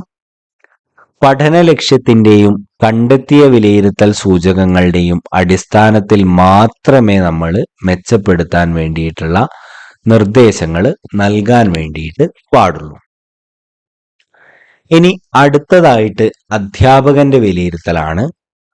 അധ്യാപകന്റെ വിലയിരുത്തൽ ആ പേരിൽ തന്നെ പറയുന്നത് പോലെ അധ്യാപകർ നൽകുന്ന വിലയിരുത്തൽ ആണ്, അധ്യാപകർ നടത്തുന്ന വിലയിരുത്തലാണ് ഇത് അധ്യാപകന്റെ വിലയിരുത്തൽ എന്നുള്ളത്. കുട്ടിയുടെ പഠനത്തിന്റെ പുരോഗതി വിലയിരുത്താനും പുതിയ തന്ത്രങ്ങൾ ക്ലാസ് മുറിയിൽ പ്രാവർത്തികമാക്കാനും ടീച്ചർക്ക് വിലയിരുത്തലിലൂടെ കഴിയുന്നു. അപ്പോ ഒരു ടീച്ചർ വിലയിരുത്തുന്നതിലൂടെ കുട്ടിയുടെ പഠന പുരോഗതി മനസ്സിലാക്കാനും ക്ലാസ് മുറിയിൽ പുതിയ തന്ത്രങ്ങൾ പ്രാവർത്തികമാക്കാനും കഴിയുന്നു. പഠന പ്രക്രിയയുടെ ഓരോ ഘട്ടത്തിലും ഉന്നയിക്കപ്പെടുന്ന ചോദ്യങ്ങളിലൂടെയും കുട്ടിയെ പ്രശ്നപരിഹാരത്തിന് സഹായിക്കുന്നതിലൂടെയും അധ്യാപകന് വിലയിരുത്താൻ കഴിയും. അപ്പോൾ ഈ ഒരു പഠന പ്രക്രിയയുടെ ഓരോ ഘട്ടത്തിലും കുട്ടി ഉന്നയിക്കുന്ന ചോദ്യങ്ങളിലൂടെയും അതേപോലെ തന്നെ കുട്ടിയെ പ്രശ്നപരിഹരണത്തിന് ഒരു ചോദ്യം ഇട്ടുകൊടുത്ത് ആ ചോദ്യം കുട്ടി എങ്ങനെ പരിഹരിക്കുന്നു അല്ലെങ്കിൽ അതിൽ അധ്യാപകൻ കുട്ടിയെ സഹായിക്കുന്നതിലൂടെയും അധ്യാപകൻ എന്ത് ചെയ്യും? കുട്ടിയെ വിലയിരുത്താൻ വേണ്ടിയിട്ട് സാധിക്കും. അധ്യാപകന്റെ വിലയിരുത്തലില് പരിഗണിക്കാവുന്ന കാര്യങ്ങൾ എന്തൊക്കെയാണ് എന്നത് നോക്കാം. അത് കുറച്ച് ചോദ്യങ്ങൾ എന്ന രീതിയിലാണ് അവിടെ പറഞ്ഞിട്ടുള്ളത്. ഈ രൂപീകരിച്ച ക്രിയാരീതികളും മാർഗങ്ങളും ഫലപ്രദമായിട്ടുണ്ടോ? പ്രശ്ന പരിഹരണ ശേഷി കുട്ടി എത്രത്തോളം ഈ ഒരു പ്രവർത്തനത്തിലൂടെ നേടിയിട്ടുണ്ട്? മറ്റുള്ളവരുടെ ആശയങ്ങൾ ശ്രദ്ധിക്കാനും പരിഗണിക്കാനും വിലയിരുത്താനും സ്വന്തം അറിവുമായി കൂട്ടിച്ചേർക്കാനുമുള്ള സന്നദ്ധതയും മനോഭാവവും കുട്ടിക്ക് എത്രത്തോളം കൈവന്നിട്ടുണ്ട്? പഠന നേട്ടങ്ങൾ കുട്ടി എത്രത്തോളം കൈവരിച്ചിട്ടുണ്ട്? ഇനി നൽകാനായിട്ടുള്ള സഹായങ്ങൾ എന്തൊക്കെയാണ് എന്നിവയൊക്കെ നമുക്ക് എന്ത് ചെയ്യാം? ഈ ഒരു ഭാഗത്ത് അധ്യാപകന്റെ വിലയിരുത്തൽ ഈ ചോദ്യങ്ങളിലൂടെയൊക്കെ നമുക്ക് മനസ്സിലാക്കാം. ഇനി രക്ഷിതാവിന്റെ വിലയിരുത്തലാണ്. നമുക്കറിയാം രക്ഷിതാവിന്റെ വിലയിരുത്തൽ എന്ന് പറയുമ്പോൾ രക്ഷിതാവിന്റെ ഭാഗത്ത് നിന്നുള്ള വിലയിരുത്തലാണ് അവിടെ ഉദ്ദേശിക്കുന്നത്. തൻ്റെ കുട്ടിയുടെ പഠന പുരോഗതിയെ കുറിച്ചറിയാൻ ഓരോ രക്ഷിതാവും ആഗ്രഹിക്കുന്നുണ്ട്. അവരവരുടെ മക്കള് എത്രത്തോളം പഠിക്കുന്നുണ്ട്, അവർ മെച്ചപ്പെടുന്നുണ്ടോ തുടങ്ങിയ കാര്യങ്ങളെ കുറിച്ച് അറിയാൻ വേണ്ടിയിട്ട് ഓരോ രക്ഷിതാവും ആഗ്രഹിക്കുന്നുണ്ട്. പലപ്പോഴും മറ്റു കുട്ടികളുമായി താരതമ്യം ചെയ്യുന്ന അശാസ്ത്രീയ പ്രവണത രക്ഷിതാക്കൾ വെച്ചു പുലർത്തുന്നുണ്ട്. ഇന്നും ഒട്ടും കുറവില്ലാത്ത കാര്യമാണ് മറ്റു കുട്ടികളുമായിട്ട് തൻ്റെ കുട്ടിയെ നിരന്തരം താരതമ്യം ചെയ്യുക എന്നുള്ളത്. സ്കൂളിൽ നടക്കുന്ന വിവിധ പഠന പ്രവർത്തനങ്ങൾ കാണാനും വിലയിരുത്താനുമൊക്കെ രക്ഷിതാക്കൾക്ക് അവസരമുണ്ടാകണം. അപ്പോൾ സ്കൂളിൽ നടക്കുന്ന വിവിധങ്ങളായിട്ടുള്ള പ്രവർത്തനങ്ങളൊക്കെ കാണാനും വിലയിരുത്താനും ഒക്കെ എന്ത് ചെയ്യണം? രക്ഷിതാക്കൾക്ക് അവസരമുണ്ടാവണം. ടേം പരീക്ഷയുടെ ഭാഗമായി ലഭിക്കുന്ന പഠന പുരോഗതി രേഖയെ മാത്രം അവലംബിച്ച് വിലയിരുത്തുന്ന പ്രവണതയുമുണ്ട്. ഇപ്പം ഓണപ്പരീക്ഷ നടന്നു, ക്രിസ്മസ് പരീക്ഷ നടന്നു. ഈ ക്രിസ്മസ് പരീക്ഷയുടെ ഓണപ്പരീക്ഷകളുടെയൊക്കെ ഗ്രേഡ് കാർഡ് കിട്ടി. ആ ഗ്രേഡ് കാർഡ് വെച്ച് മാത്രം കുട്ടിയുടെ ഒരു പഠന പുരോഗതിയെ നമ്മൾ ജഡ്ജ് ചെയ്യുന്ന ഒരു രീതിയും നമുക്ക് കാണാം. ഓരോ ദിവസവും കുട്ടിയുടെ ക്ലാസ് റൂം പ്രവർത്തനങ്ങളെക്കുറിച്ച് ചോദിച്ചറിയുന്ന രക്ഷിതാക്കൾക്ക് തൻ്റെ കുട്ടിയെ ഒരു പരിധിവരെയെങ്കിലും കൃത്യമായിട്ട് വിലയിരുത്താൻ കഴിയും. അപ്പോൾ ഒരു ദിവസം ക്ലാസ്സിൽ എന്തൊക്കെ ചെയ്തു, ഇന്ന് നീ എന്തൊക്കെ പഠിച്ചു എന്ന് ഒരു രക്ഷിതാവ് കുട്ടിയോട് ചോദിച്ചിട്ടുണ്ടെങ്കിൽ തന്നെ ആ ഒരു സമയത്ത് തന്നെ കുട്ടിയുടെ ഒരു നിലവാരത്തെക്കുറിച്ച് ആർക്കറിയാൻ പറ്റും? ഈ ഒരു രക്ഷിതാവിന് അറിയാൻ പറ്റും.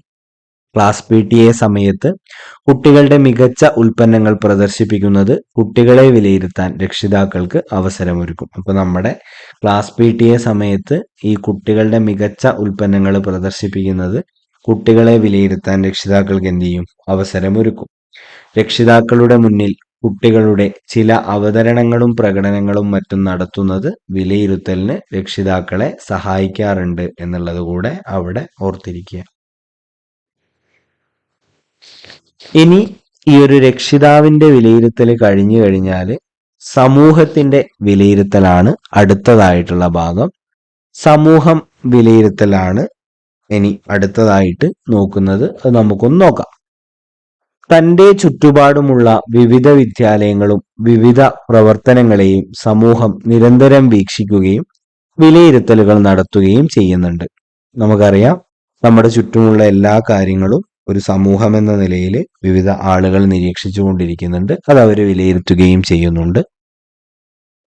സ്ഥാപനം നടത്തുന്ന അക്കാദമികവും അല്ലാത്തതുമായ പ്രവർത്തന മികവാണ് പലപ്പോഴും വിലയിരുത്തപ്പെടുന്നത്. അപ്പോൾ ഒരു സ്ഥാപനത്തിൽ നടക്കുന്ന അക്കാദമികമായിട്ടുള്ള പ്രവർത്തനങ്ങളും അല്ലാത്തതുമായിട്ടുള്ള പ്രവർത്തനങ്ങളുമുള്ള മികവാണ് വിലയിരുത്തപ്പെടുന്നത്. വിദ്യാലയത്തിൽ നടക്കുന്ന ഇത്തരം പ്രവർത്തന മികവുകളെ സമൂഹത്തിൽ എത്തിക്കുന്നതിനുള്ള നല്ല മാർഗങ്ങൾ അവലംബിക്കുന്നത് സ്ഥാപനത്തെ എല്ലാ തരത്തിലും സഹായിക്കും. അപ്പോൾ നമ്മുടെ ഒരു വിദ്യാലയത്തിൽ നടക്കുന്ന ഏറ്റവും മികവുറ്റ പ്രവർത്തനങ്ങളെ സമൂഹത്തിൽ എത്തിക്കുന്നതിനുള്ള നല്ല മാർഗങ്ങൾ അവലംബിക്കുന്നത് സ്ഥാപനത്തെ എല്ലാ തരത്തിലും സഹായിക്കുകയുള്ളൂ. സമൂഹം വിലയിരുത്തി ഫീഡ്ബാക്ക് നൽകുന്നത് സ്ഥാപനത്തെ ഉന്നതിയിലേക്ക് നയിക്കും. സമൂഹത്തിന്റെ വിലയിരുത്തൽ സോഷ്യൽ ഓഡിറ്റിന്റെ തലത്തിലേക്ക് ഉയരുമ്പോഴാണ് ഗുണകരമായിട്ട് അത് മാറുക. അപ്പൊ സമൂഹത്തിന്റെ വിലയിരുത്തൽ ഒരു സോഷ്യൽ ഓഡിറ്റ് പോലെ ആയി കഴിയുമ്പോൾ അധ്യാപകർക്കും അതേപോലെ തന്നെ ആ ഒരു സ്ഥാപനത്തിനും അവരുടെ മേല് വിവിധങ്ങളായിട്ടുള്ള കൂടുതൽ ഉത്തരവാദിത്വങ്ങൾ വന്നു ചേരാനുള്ള ഒരു കാര്യം കൂടി ഉണ്ടാവും. ഇനി അടുത്തതായിട്ട് നമ്മൾ നോക്കാൻ പോകുന്നത് വിലയിരുത്തൽ ടൂളുകളാണ്. ഏതൊക്കെയാണ് വിലയിരുത്തൽ ടൂളുകൾ എന്ന് നോക്കാം.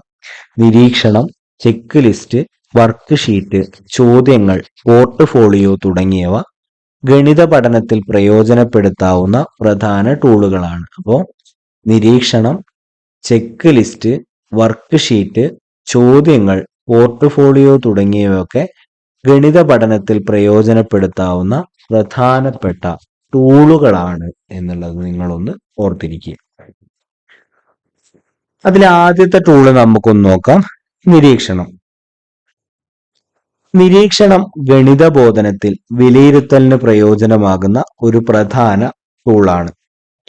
നിരീക്ഷണ സാധ്യതയുള്ള ചില മേഖലകളാണ് താഴെ കൊടുത്തിരിക്കുന്നത്. ആ നിരീക്ഷണ സാധ്യതയുള്ള മേഖലകൾ നമുക്കൊന്ന് നോക്കി പോവാം.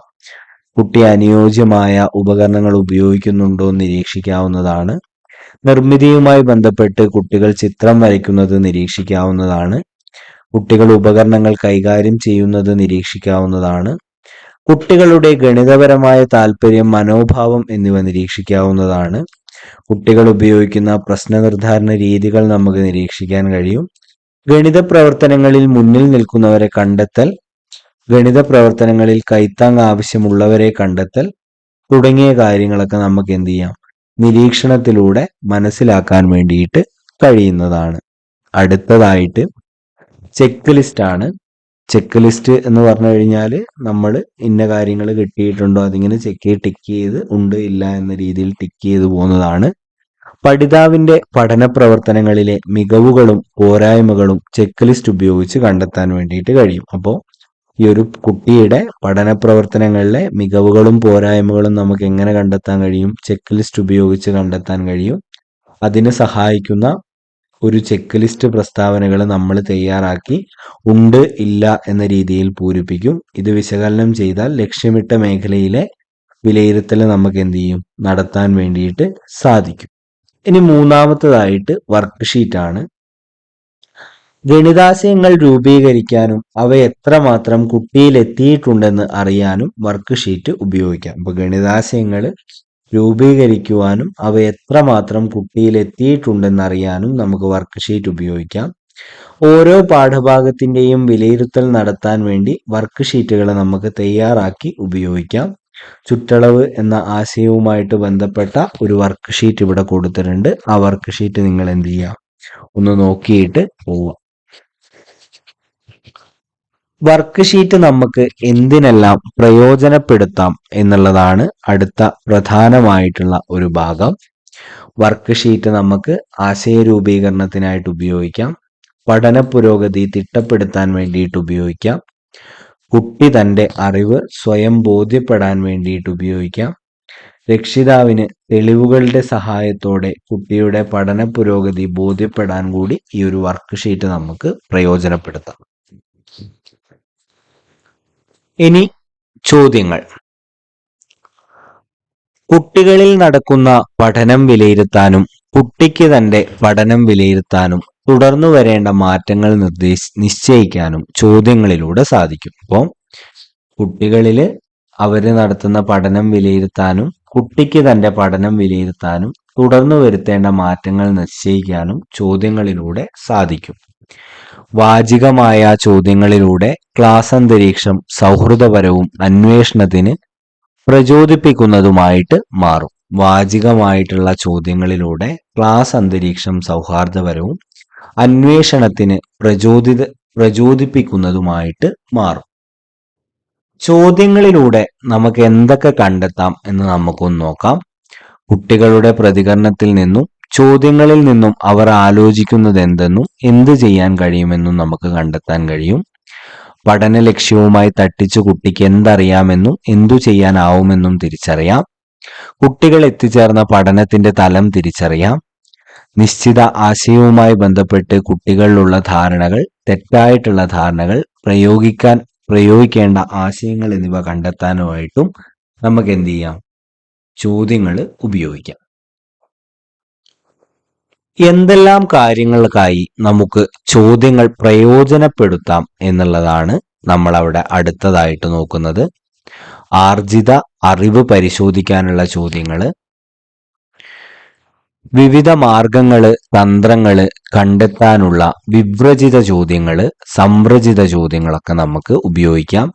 പഠന പ്രക്രിയയിൽ നിന്നും ഉയരുന്ന ചോദ്യങ്ങള്, സ്വയം പ്രകാശത്തിന് പ്രേരിപ്പിക്കുന്ന ചോദ്യങ്ങള്, കൂടുതൽ അന്വേഷണത്തിന് പ്രേരിപ്പിക്കുന്ന ചോദ്യങ്ങള്, പഠന പ്രക്രിയയുടെ ഒരു ഘട്ടത്തിൽ നിന്നും അടുത്ത ഘട്ടത്തിലേക്കുള്ള പാലം പണിയുന്ന ചോദ്യങ്ങള്, ഘടകങ്ങളെ വിശകലനം ചെയ്യുന്ന ചോദ്യങ്ങൾ, സാമാന്യവൽക്കരണത്തിലേക്ക് നയിക്കുന്ന ചോദ്യങ്ങൾ, സാമാന്യ തത്വങ്ങളെ പ്രയോഗിക്കുന്ന ചോദ്യങ്ങൾ. അപ്പോൾ എന്തെല്ലാം കാര്യങ്ങൾക്കായി നമുക്ക് ചോദ്യങ്ങൾ പ്രയോജനപ്പെടുത്താം? ഇത്തരത്തിലുള്ള എല്ലാ കാര്യങ്ങളുമായിട്ട് നമുക്ക് ചോദ്യങ്ങളെ പ്രയോജനപ്പെടുത്താൻ കഴിയും.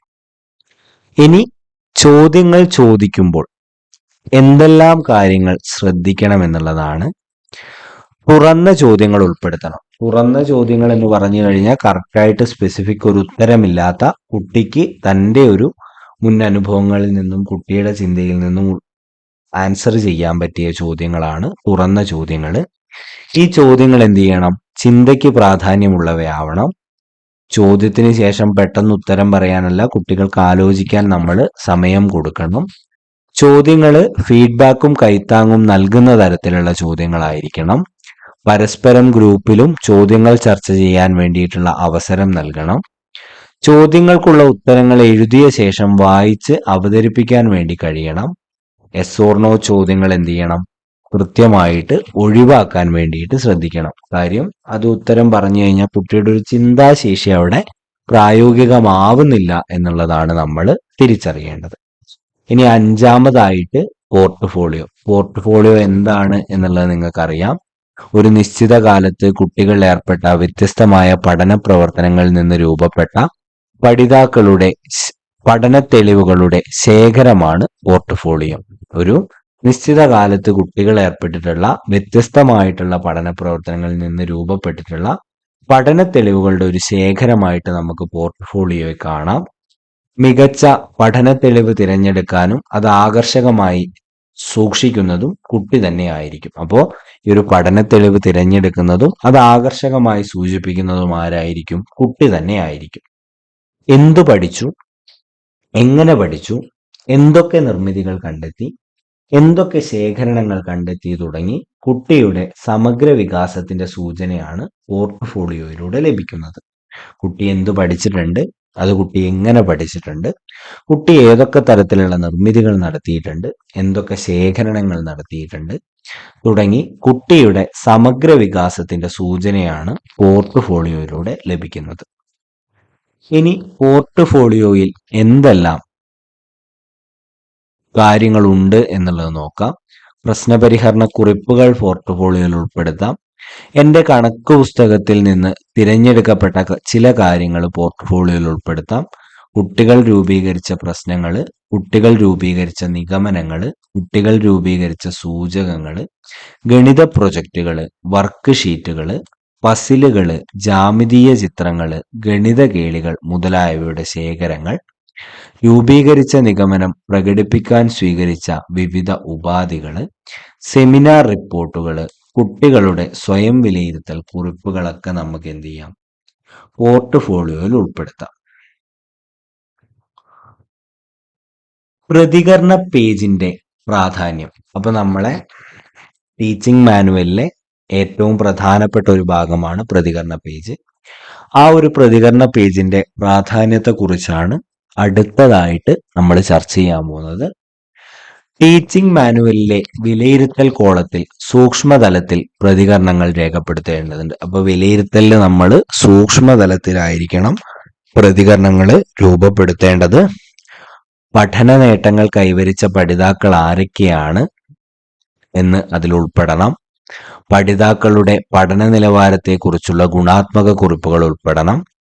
പഠന പ്രവർത്തനത്തിന്റെ ഫലപ്രാപ്തി മെച്ചപ്പെടുത്താനുള്ള നിർദ്ദേശങ്ങൾ, പഠനബോധന പ്രക്രിയയിൽ വരുത്തേണ്ട മാറ്റങ്ങളൊക്കെ അതിൽ ഉൾപ്പെടണം. ടീച്ചർ എന്ന നിലയിൽ മെച്ചപ്പെടേണ്ട കാര്യങ്ങൾ കൂടി അതിൽ ഉൾപ്പെടണം. നിരന്തരമായി ടീച്ചിങ് മാനുവലിലെ വിലയിരുത്തൽ കോളത്തിൽ രേഖപ്പെടുത്തലുകൾ നടത്തുമ്പോൾ പൊതുവായ ചില നിരീക്ഷണങ്ങളിലും നിഗമനങ്ങളിലും എത്തിച്ചേരാം. അവ പ്രതിഫലനാത്മക കുറിപ്പുകളാക്കിയിട്ട് നമുക്ക് എന്ത് ചെയ്യാം? രേഖപ്പെടുത്താം എന്നുള്ളത് കൂടി അവിടെ ഓർത്തിരിക്കുക. ഇനി അടുത്ത ഭാഗമാണ് വിലയിരുത്തൽ മേഖലകൾ. വിലയിരുത്തൽ സൂക്ഷ്മതലത്തിലും സമഗ്രതലത്തിലും നിർവഹിക്കപ്പെടണം. ഇപ്പൊ വിലയിരുത്തൽ സൂക്ഷ്മതലത്തിലും നിർവഹിക്കപ്പെടണം, സമഗ്രമായിട്ടുള്ള ഒരു തലത്തിലും നിർവഹിക്കപ്പെടണം. വിവിധ മേഖലകളായി തരംതിരിച്ച് നടത്തുന്നത് കൂടുതൽ കാര്യക്ഷമത ഉൾപ്പെടുത്തും. അപ്പോൾ ഈ ഒരു വിലയിരുത്തൽ വിവിധ മേഖലകളാക്കി തരംതിരിച്ച് നടത്തുന്നതായിരിക്കും കൂടുതൽ കാര്യക്ഷമത ഉറപ്പുവരുത്തുക. ഏതൊക്കെ മേഖലകളാണ് വിലയിരുത്തലിനായി തിരഞ്ഞെടുക്കേണ്ടതെന്ന് തീരുമാനിക്കുകയും നമ്മൾ നടപ്പിലാക്കുകയും വേണം. ഏതൊക്കെ മേഖലകളാണ് ഈ ഒരു വിലയിരുത്തലിനായി തിരഞ്ഞെടുക്കേണ്ടതെന്ന് നമ്മൾ തീരുമാനിക്കുകയും അത് നടപ്പിലാക്കുകയും വേണം. ലോവർ പ്രൈമറി തലത്തിലെ വിലയിരുത്തൽ മേഖലകൾ, വിലയിരുത്തൽ സൂചകങ്ങൾ എന്നിവയാണ് നമ്മൾ അടുത്തതായിട്ട് നോക്കാൻ പോകുന്നത്. ലോവർ പ്രൈമറി തലത്തിലെ പ്രധാനപ്പെട്ട വിലയിരുത്തൽ മേഖലകൾ ഏതൊക്കെയാണെന്ന് നോക്കാം. കുട്ടികളുടെ സംഖ്യാബോധവും ക്രിയാശേഷികളും നമ്മൾ വിലയിരുത്തും. കുട്ടികൾ ദത്തങ്ങൾ, ഡാറ്റ എങ്ങനെ ഉപയോഗിക്കുന്നു എന്നുള്ളത് നമ്മൾ വിലയിരുത്തും. കുട്ടികളുടെ കണക്കുകൾ ചെയ്യുമ്പോൾ അതിന് കുട്ടികൾ പറയുന്ന യുക്തിസമർത്ഥനം നമ്മൾ പരിഗണിക്കും. പിന്നെ ഒരു കുട്ടി ഒരു പ്രശ്നാപഗ്രഥനം എങ്ങനെ നടത്തുന്നു എന്നുള്ളത് നമ്മൾ പരിഗണിക്കും. പിന്നെ ചെയ്യുന്ന വിവിധ പ്രവർത്തനങ്ങളിലൂടെ ഒരു സാമാന്യവൽക്കരണം നടത്താൻ സാധിക്കുന്നുണ്ടോ എന്നുള്ളത് നമ്മൾ പരിശോധിക്കും. പിന്നെ കുട്ടിയുടെ വിവിധങ്ങളായിട്ടുള്ള നിർമ്മാണ പ്രവർത്തനങ്ങൾ നമ്മൾ വിലയിരുത്തും. ഇനി വിലയിരുത്തൽ പ്രവർത്തനങ്ങൾ എന്തൊക്കെയാണ് എന്നുള്ളതാണ്.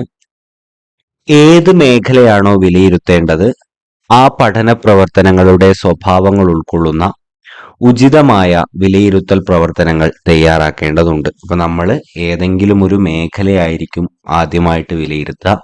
ആ വിലയിരുത്താൻ ആവശ്യമായിട്ടുള്ള വിലയിരുത്തൽ പ്രവർത്തനങ്ങൾ നമ്മൾ തയ്യാറാക്കണം. കൂടാതെ വിലയിരുത്തൽ സൂചകങ്ങളും അതോടൊപ്പം നമ്മൾ തയ്യാറാക്കണം.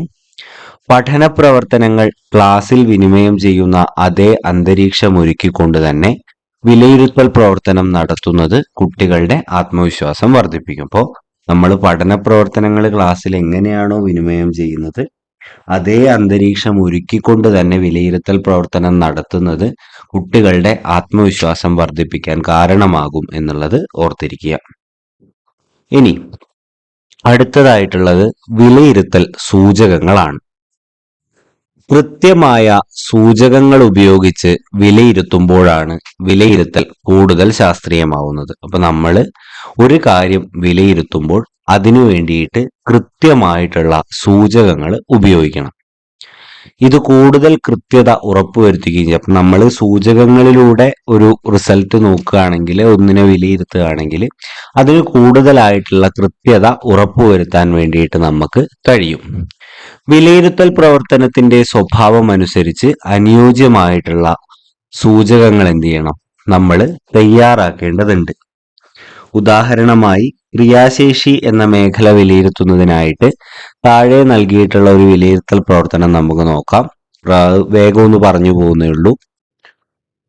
പ്രവർത്തനത്തിന്റെ പേര് ഓണച്ചന്ത എന്നാണ്. പച്ചക്കറിയുടെ വില കുത്തനെ ഉയർന്നപ്പോൾ കുടുംബശ്രീ പ്രവർത്തകർ ഉൽപ്പാദിപ്പിച്ച പച്ചക്കറികൾ കുറഞ്ഞ വിലയ്ക്ക് വിൽക്കാൻ തീരുമാനിച്ചു. അതിന്റെ വിലവിവര പട്ടികയാണ് താഴെ കൊടുത്തിട്ടുള്ളത്. നിങ്ങൾ ഇവിടെ നിന്ന് 250 രൂപയുടെ പച്ചക്കറി വാങ്ങിയെന്ന് കരുതൂ. ഏതൊക്കെ സാധനങ്ങൾ എങ്ങനെയെല്ലാം വാങ്ങിയിട്ടുണ്ടാവും, വ്യത്യസ്തമായിട്ടുള്ള 4 രീതികൾ കണ്ടെത്താനാണ് പറഞ്ഞിരിക്കുന്നത്. അപ്പൊ നമ്മൾ ഇവിടെ ഉപയോഗിക്കേണ്ട വിലയിരുത്തൽ സൂചകങ്ങൾ എന്തൊക്കെയാണ് എന്നുള്ളത് അവിടെ നോക്കുക.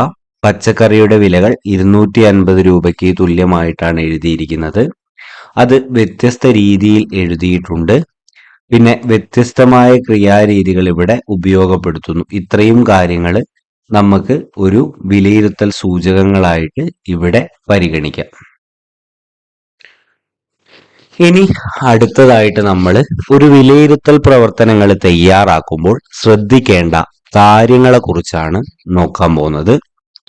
വിലയിരുത്തൽ തുറന്ന ചോദ്യങ്ങളുടെ സാധ്യത പ്രയോജനപ്പെടുത്തണം. അപ്പൊ നമ്മളൊരു വിലയിരുത്തൽ നടത്തുമ്പോൾ അതൊരു ക്ലോസ്ഡ് എൻഡഡ് ആയിരിക്കരുത്. കുട്ടികൾക്ക് കുട്ടികളുടെ രീതിയിൽ ഉത്തരം എഴുതാൻ കഴിയുന്ന തുറന്ന ചോദ്യങ്ങളുടെ സാധ്യത പ്രയോജനപ്പെടുത്തുകയാണ് വേണ്ടത്. വ്യത്യസ്തങ്ങളായ വഴികളെ കുറിച്ച് ചിന്തിക്കുന്നതിനും ഉയർന്ന മാനസിക പ്രക്രിയകൾ പ്രയോഗിക്കുന്നതിനും കുട്ടിക്ക് കഴിയുന്നുണ്ടോ എന്ന് ഇതിലൂടെ വിലയിരുത്താൻ കഴിയും. ഇപ്പൊ നമ്മളൊരു അടഞ്ഞ ചോദ്യമാണെങ്കിൽ ആ ടീച്ചർ പറഞ്ഞ് കുട്ടി പഠിച്ചിട്ടുണ്ടാവും, അതിന് കുട്ടി ഉത്തരം എഴുതിയിട്ടുണ്ടാവും. അപ്പൊ കുട്ടിയുടെ ഒരു ഉയർന്ന മാനസിക ചിന്തയോ കുട്ടികൾ വ്യത്യസ്ത വഴികളിൽ ചിന്തിക്കുന്നുണ്ടോ എന്ന കാര്യത്തെ കുറിച്ചൊന്നും നമുക്ക് ധാരണ കിട്ടില്ല. പക്ഷെ നമ്മളൊരു തുറന്ന ചോദ്യം ചോദിക്കുകയാണെങ്കിൽ കുട്ടികൾ വ്യത്യസ്തങ്ങളായ വഴികളിലൂടെ ചിന്തിച്ച് ഉത്തരം കണ്ടെത്തുകയും ഇതുവഴി ഉയർന്ന മാനസിക പ്രക്രിയകൾ പ്രയോഗിക്കുന്നതിനും കുട്ടിക്ക് കഴിയുന്നുണ്ടോ എന്നുള്ള കാര്യമൊക്കെ നമുക്ക് വിലയിരുത്താൻ വേണ്ടിയിട്ട് കഴിയും. ഓരോ വിലയിരുത്തൽ മേഖലയ്ക്കും യഥാസമയം വിലയിരുത്തൽ സൂചകങ്ങൾ തയ്യാറാക്കേണ്ടതുണ്ട്. അപ്പൊ നമ്മൾ എല്ലാ വിലയിരുത്തൽ മേഖലയ്ക്കും നമ്മൾ എന്ത് ചെയ്യണം, വിലയിരുത്തൽ സൂചകങ്ങൾ തയ്യാറാക്കണം. ഇവ ഉപയോഗിച്ചാണ് നമ്മൾ എന്ത് ചെയ്യേണ്ടത്, പഠിതാവിനെ വിലയിരുത്തേണ്ടത് എന്നുള്ളതും കൂടെ അവിടെ ഓർത്തിരിക്കുക. ചില വിലയിരുത്തൽ മേഖലകൾക്ക് സ്വീകരിക്കാവുന്ന വിലയിരുത്തൽ സൂചകങ്ങൾ താഴെ കൊടുത്തിട്ടുണ്ട്. അപ്പൊ സാമാന്യവൽക്കരണം എന്ന വിലയിരുത്തൽ മേഖലയ്ക്ക് സ്വീകരിക്കാൻ പറ്റുന്ന വിലയിരുത്തൽ സൂചകങ്ങളാണ് നമ്മൾ നോക്കാൻ പോകുന്നത്. അപ്പൊ ഏതൊക്കെയാണ് വിലയിരുത്തൽ സൂചകങ്ങൾ? സാമാന്യവൽക്കരണത്തിന് നോക്കാം. ആവശ്യമായ വിവരങ്ങൾ യുക്തിസഹമായി കണ്ടെത്തുന്നു എന്നുള്ളത് പരിഗണിക്കാം. കണ്ടെത്തിയ വിവരങ്ങൾ, തെളിവുകൾ എന്നിവ വിശകലനം ചെയ്ത് ബന്ധങ്ങളുടെ അല്ലെങ്കിൽ പ്രവണതകളുടെ അടിസ്ഥാനത്തിൽ നിഗമനത്തിലെത്താം. സ്വന്തം ഭാഷയിൽ കാര്യങ്ങൾ വിശദീകരിക്കാം. ഗണിത ഭാഷയിൽ അത് പ്രകടിപ്പിക്കാം. ഇത്രയും കാര്യങ്ങൾ എന്ത് ചെയ്യാം, നമുക്ക് ചെയ്യാം. ഇനി അടുത്തതായിട്ട് ദത്തശേഖരണം, ദത്തങ്ങളുടെ ഉപയോഗം. നമ്മൾ ഡാറ്റ ശേഖരിക്കുക, ഈ ഡാറ്റകളുടെ ഉപയോഗം, ഇതിന് ഉപയോഗിക്കാൻ കഴിയുന്ന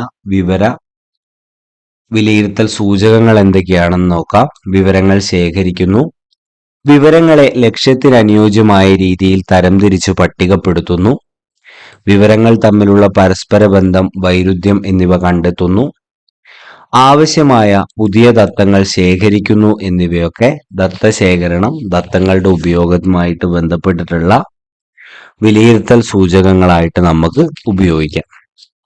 അടുത്തതായിട്ട് ക്രിയാശേഷിയിൽ നമ്മൾ പ്രധാനമായിട്ടും ഉപയോഗിക്കുന്ന വിലയിരുത്തൽ സൂചകങ്ങളാണ് ക്രിയാഫലങ്ങൾ മതിച്ചു പറയുന്നു അല്ലെങ്കിൽ മനക്കണക്കായി കുട്ടി സ്വന്തം ചെയ്യുന്നു, കുട്ടി വ്യത്യസ്ത ക്രിയാരീതികൾ ഉപയോഗപ്പെടുത്തുന്നു, കൃത്യമായ ഉത്തരത്തിൽ എത്തിച്ചേരുന്നു, സ്വീകരിച്ച ക്രിയാരീതിയുടെ സാധുത കുട്ടി പരിശോധിക്കുന്നു.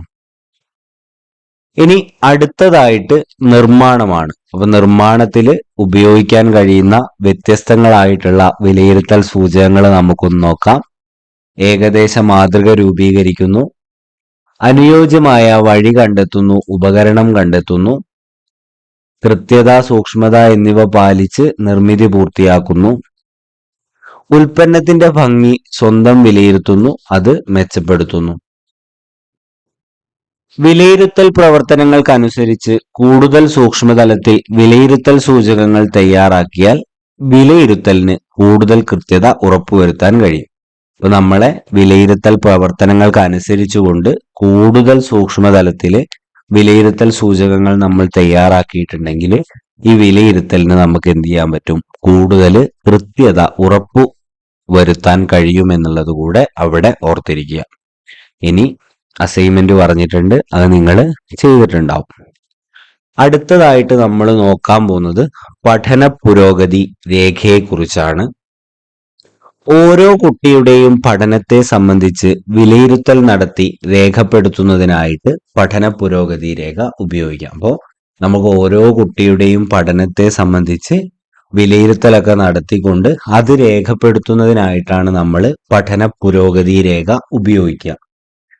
കുട്ടിയുടെ വൈജ്ഞാനിക മേഖലയിലെയും സഹവൈജ്ഞാനിക മേഖലയിലെയും നിലവാരത്തെക്കുറിച്ചുള്ള കാര്യങ്ങളാണ് ഇതിൽ രേഖപ്പെടുത്തുന്നത്. അപ്പൊ നമ്മൾ പഠന പുരോഗതി രേഖയിൽ രേഖപ്പെടുത്തുന്നത് കുട്ടിയുടെ വൈജ്ഞാനിക മേഖലയിലും സഹവൈജ്ഞാനിക മേഖലയിലെയും നിലവാരത്തെക്കുറിച്ചുള്ള കാര്യങ്ങളാണ് എന്നുള്ളത് തിരിച്ചറിയാം. ഈ രേഖപ്പെടുത്തലുകൾ ആവശ്യമായ സന്ദർഭങ്ങളിൽ കുട്ടികളെയും രക്ഷിതാക്കളെയും അറിയിക്കുക വഴി പഠനം ഇനിയും മെച്ചപ്പെടാനുള്ള ഒരു ചാലക ശക്തിയായി പഠന പുരോഗതി രേഖ മാറണം. അപ്പൊ നമ്മൾ ഈ വ്യത്യസ്ത സന്ദർഭങ്ങളിൽ ഈ പഠന പുരോഗതി രേഖ വച്ച് അവരുടെ പഠന നിലവാരം കുട്ടികളെയും രക്ഷിതാക്കളെയും അറിയിക്കുന്നത് വഴി പഠനം ഇനിയും മെച്ചപ്പെടാനുള്ള ഒരു ചാലക ശക്തിയായിട്ട് എന്ത് ചെയ്യണം? ഈ പഠന പുരോഗതി രേഖ മാറണം. പഠന മികവുകളും പരിമിതികളും ബോധ്യപ്പെടുത്തിയാൽ കുട്ടികൾക്ക് പഠനത്തിൽ മുന്നേറാനുള്ള ഒരു പ്രചോദനമായിട്ട് അത് മാറും. രക്ഷിതാക്കൾക്ക് കുട്ടികളുടെ പഠനത്തിൽ തങ്ങളുടെ റോള് തിരിച്ചറിയാൻ കൂടി സാധിക്കും. അധ്യാപകന്റെ വിലയിരുത്തലുകൾ കുട്ടിക്ക് പഠനത്തിൽ മുന്നേറുന്നതിന് സഹായിക്കുന്ന വിധത്തിൽ ഗുണാത്മക കുറിപ്പുകളായിട്ടാണ് രേഖപ്പെടുത്തേണ്ടത്. അപ്പൊ ഈ അധ്യാപകന്റെ വിലയിരുത്തലുകള് അധ്യാപകൻ പഠിക്കുന്ന കുട്ടിക്ക് പഠനത്തിൽ മുന്നേറാൻ വേണ്ടിയിട്ട് സഹായിക്കുന്ന വിധത്തില് ഒരു ഗുണാത്മക കുറിപ്പായിട്ട് വേണം എഴുതേണ്ടത്. നിലവിലുള്ള പഠന നിലവാരത്തിൽ നിന്നും മെച്ചപ്പെടാൻ സഹായിക്കുന്ന തരത്തിലുള്ള സൂചനകളും നിർദ്ദേശങ്ങളുമാണ് പഠന പുരോഗതി രേഖയിൽ ചേർക്കേണ്ടത്. അപ്പൊ കുട്ടിക്ക് നിലവിലൊരു പഠന നിലവാരമുണ്ടാവും, ഇതിൽ നിന്നും മെച്ചപ്പെടാൻ സഹായിക്കുന്ന തരത്തിലുള്ള സൂചനകളും നിർദ്ദേശങ്ങളുമാണ് കുട്ടി എന്ത് ചെയ്യേണ്ടത്? പഠന പുരോഗതി രേഖയിൽ രേഖപ്പെടുത്തലുകളായിട്ട് ചേർക്കേണ്ടത്. നിലവിൽ പ്രൈമറി സ്കൂളുകളിൽ പ്രയോജനപ്പെടുത്തുന്ന പഠന പുരോഗതി രേഖയുടെ സാമ്പിൾ ശേഖരിക്കുകയും ഗ്രൂപ്പിൽ വിശകലനം ചെയ്ത് ആശയവ്യക്തത ഉറപ്പുവരുത്തുകയും ചെയ്യുക എന്നത് ഒരു പ്രവർത്തനമായിട്ട് ചെയ്യാൻ വേണ്ടിയിട്ട് അവിടെ പറഞ്ഞിട്ടുണ്ട് എന്നുള്ളത് കൂടെ അവിടെ ഓർക്കുക. ഇനി സ്കൂൾ ഇന്റേൺഷിപ്പും അതുമായിട്ട് ബന്ധപ്പെട്ട വിലയിരുത്തലുകളെ കുറിച്ചുമാണ് അടുത്തതായിട്ട് പറയുന്നത്. സ്കൂൾ ഇന്റേൺഷിപ്പ് സമയത്ത് യൂണിറ്റ് ആസൂത്രണം, ടീച്ചിങ് മാനുകൾ എന്നിവ തയ്യാറാക്കി പഠനബോധന പ്രക്രിയയ്ക്ക് ഓരോ ടീച്ചർ ട്രെയിനിയും നേതൃത്വം നൽകേണ്ടതുണ്ട്. നമ്മൾ ഓരോ ടീച്ചർ ട്രെയിനിമാരും എന്ത് ചെയ്യണം? ഈ ഒരു സ്കൂൾ ഇന്റേൺഷിപ്പ് സമയത്ത് യൂണിറ്റ് ആസൂത്രണവും ടീച്ചിങ് മാനുവലും ഒക്കെ തയ്യാറാക്കിയിട്ട് ഈ പഠനബോധന പ്രക്രിയ ചെയ്യേണ്ടതുണ്ട്. അതോടൊപ്പം വിലയിരുത്തലിനെ കുറിച്ചുള്ള കൃത്യമായ കാഴ്ചപ്പാടുകൾ ലഭിക്കുന്ന പ്രായോഗിക അനുഭവങ്ങളും ലഭിക്കേണ്ടതുണ്ട്. ഈ പഠിപ്പിക്കൽ മാത്രമല്ല, എങ്ങനെ കൃത്യമായിട്ട് വിലയിരുത്തൽ നടത്താം എന്നുള്ള ബോധ്യം കൂടി എന്ത് ചെയ്യണം, ഒരു ഇന്റേൺഷിപ്പ് ട്രെയിനി എന്ത് ചെയ്യണം, അത് ആ കുറിച്ചുള്ള വിവരങ്ങൾ കൂടെ നേടിയെടുക്കേണ്ടതുണ്ട്. പഠന ബോധന പ്രക്രിയയിൽ ഏർപ്പെടുമ്പോൾ ടീച്ചർ ട്രെയിനികൾ ടീച്ചിങ് മാനുവലിന്റെ വിലയിരുത്തൽ കോളത്തിൽ പഠന നേട്ടം കൈവരിച്ച പഠിതാക്കളെ കുറിച്ചുള്ള വിവരങ്ങൾ രേഖപ്പെടുത്തണം. അപ്പൊ നമ്മൾ ടീച്ചിങ് മാനുവലിന്റെ ഒരു കോളത്തിൽ വിലയിരുത്തൽ കോളം ഉണ്ടാവും. ഈ കോളത്തിൽ പഠന നേട്ടം കൈവരിച്ച പഠിതാക്കളെ കുറിച്ചുള്ള വിവരങ്ങൾ നമ്മൾ രേഖപ്പെടുത്തിയിരിക്കണം. പഠിതാക്കളുടെ പഠന നിലവാരത്തെ കുറിച്ചുള്ള ഗുണാത്മക കുറിപ്പുകൾ സൂക്ഷ്മതലത്തിൽ രേഖപ്പെടുത്തുന്ന സമീപനം നമ്മൾ സ്വീകരിക്കണം. അപ്പോൾ പഠിതാക്കളുടെ പഠന നിലവാരത്തെ കുറിച്ചുള്ള ഗുണാത്മക കുറിപ്പുകൾ നമ്മൾ എന്ത് ചെയ്യണം, കൃത്യമായിട്ട് രേഖപ്പെടുത്തണം. അതോടൊപ്പം നൽകിയ പ്രവർത്തനത്തെ മെച്ചപ്പെടുത്താനുള്ള നിർദ്ദേശങ്ങളും പഠനബോധന പ്രക്രിയയിൽ വരുത്തേണ്ട മാറ്റങ്ങളെക്കുറിച്ചും നമ്മൾ വിലയിരുത്തൽ കോളത്തിൽ രേഖപ്പെടുത്തണം. അപ്പോൾ നമ്മൾ നൽകിയിട്ടുള്ള പഠന പ്രവർത്തനത്തെ ഏതൊക്കെ തരത്തിൽ മെച്ചപ്പെടുത്താമെന്ന നിർദ്ദേശങ്ങളും അതേപോലെ തന്നെ പഠന പ്രക്രിയയിൽ എന്തൊക്കെ കാര്യങ്ങളിൽ മാറ്റം വരുത്തണം എന്ന കാര്യങ്ങളൊക്കെ നമ്മൾ ഈ ഒരു വിലയിരുത്തൽ കോളത്തിൽ രേഖപ്പെടുത്തണം. ടീച്ചർ എന്ന നിലയിൽ സ്വയം എങ്ങനെ മെച്ചപ്പെടാം എന്ന കാര്യം കൂടി രേഖപ്പെടുത്തുമ്പോഴാണ് വിലയിരുത്തൽ കോളം പൂർണ്ണമാകുന്നത്. അപ്പോൾ ഒരു ടീച്ചർ എന്ന നിലയിൽ ആ ടീച്ചർക്ക് ഏതൊക്കെ തരത്തിൽ മെച്ചപ്പെടാം എന്ന കാര്യം കൂടി ഉൾക്കൊള്ളിക്കുമ്പോഴാണ് ഈ ഒരു വിലയിരുത്തൽ കോളം പൂർണ്ണമാവുന്നത്. തുടർച്ചയായി ഇത്തരത്തിലുള്ള രേഖപ്പെടുത്തലുകൾ ടീച്ചിങ് മാനുവലിലെ വിലയിരുത്തൽ കോളത്തിൽ വരുമ്പോഴാണ് പഠിതാക്കളെക്കുറിച്ചും പഠനബോധന പ്രക്രിയയുടെ ഫലപ്രാപ്തിയെക്കുറിച്ചും തന്നെക്കുറിച്ചുമൊക്കെയുള്ള ചില നിരീക്ഷണങ്ങളും നിഗമനങ്ങളും പ്രതിഫലനാത്മക കുറിപ്പുകളായി മാറുന്നത്. അപ്പോൾ നിരന്തരമായിട്ട് ഇത്തരത്തില് രേഖപ്പെടുത്തലുകൾ നമ്മളെ ടീച്ചിങ് മാനുവലിലെ വിലയിരുത്തൽ കോളത്തിൽ വരുമ്പോൾ പഠിതാക്കളെക്കുറിച്ചും പഠനബോധന പ്രക്രിയയെക്കുറിച്ചും അതിന്റെ ഫലപ്രാപ്തിയെക്കുറിച്ചും ഈ സ്വയം ടീച്ചറെ കുറിച്ചുമൊക്കെയുള്ള നിരീക്ഷണങ്ങളും നിഗമനങ്ങളും നമുക്കൊരു പ്രതിഫലനാത്മക കുറിപ്പായിട്ട് മാറുന്നതായിട്ട് നമുക്ക് കാണാൻ കഴിയും.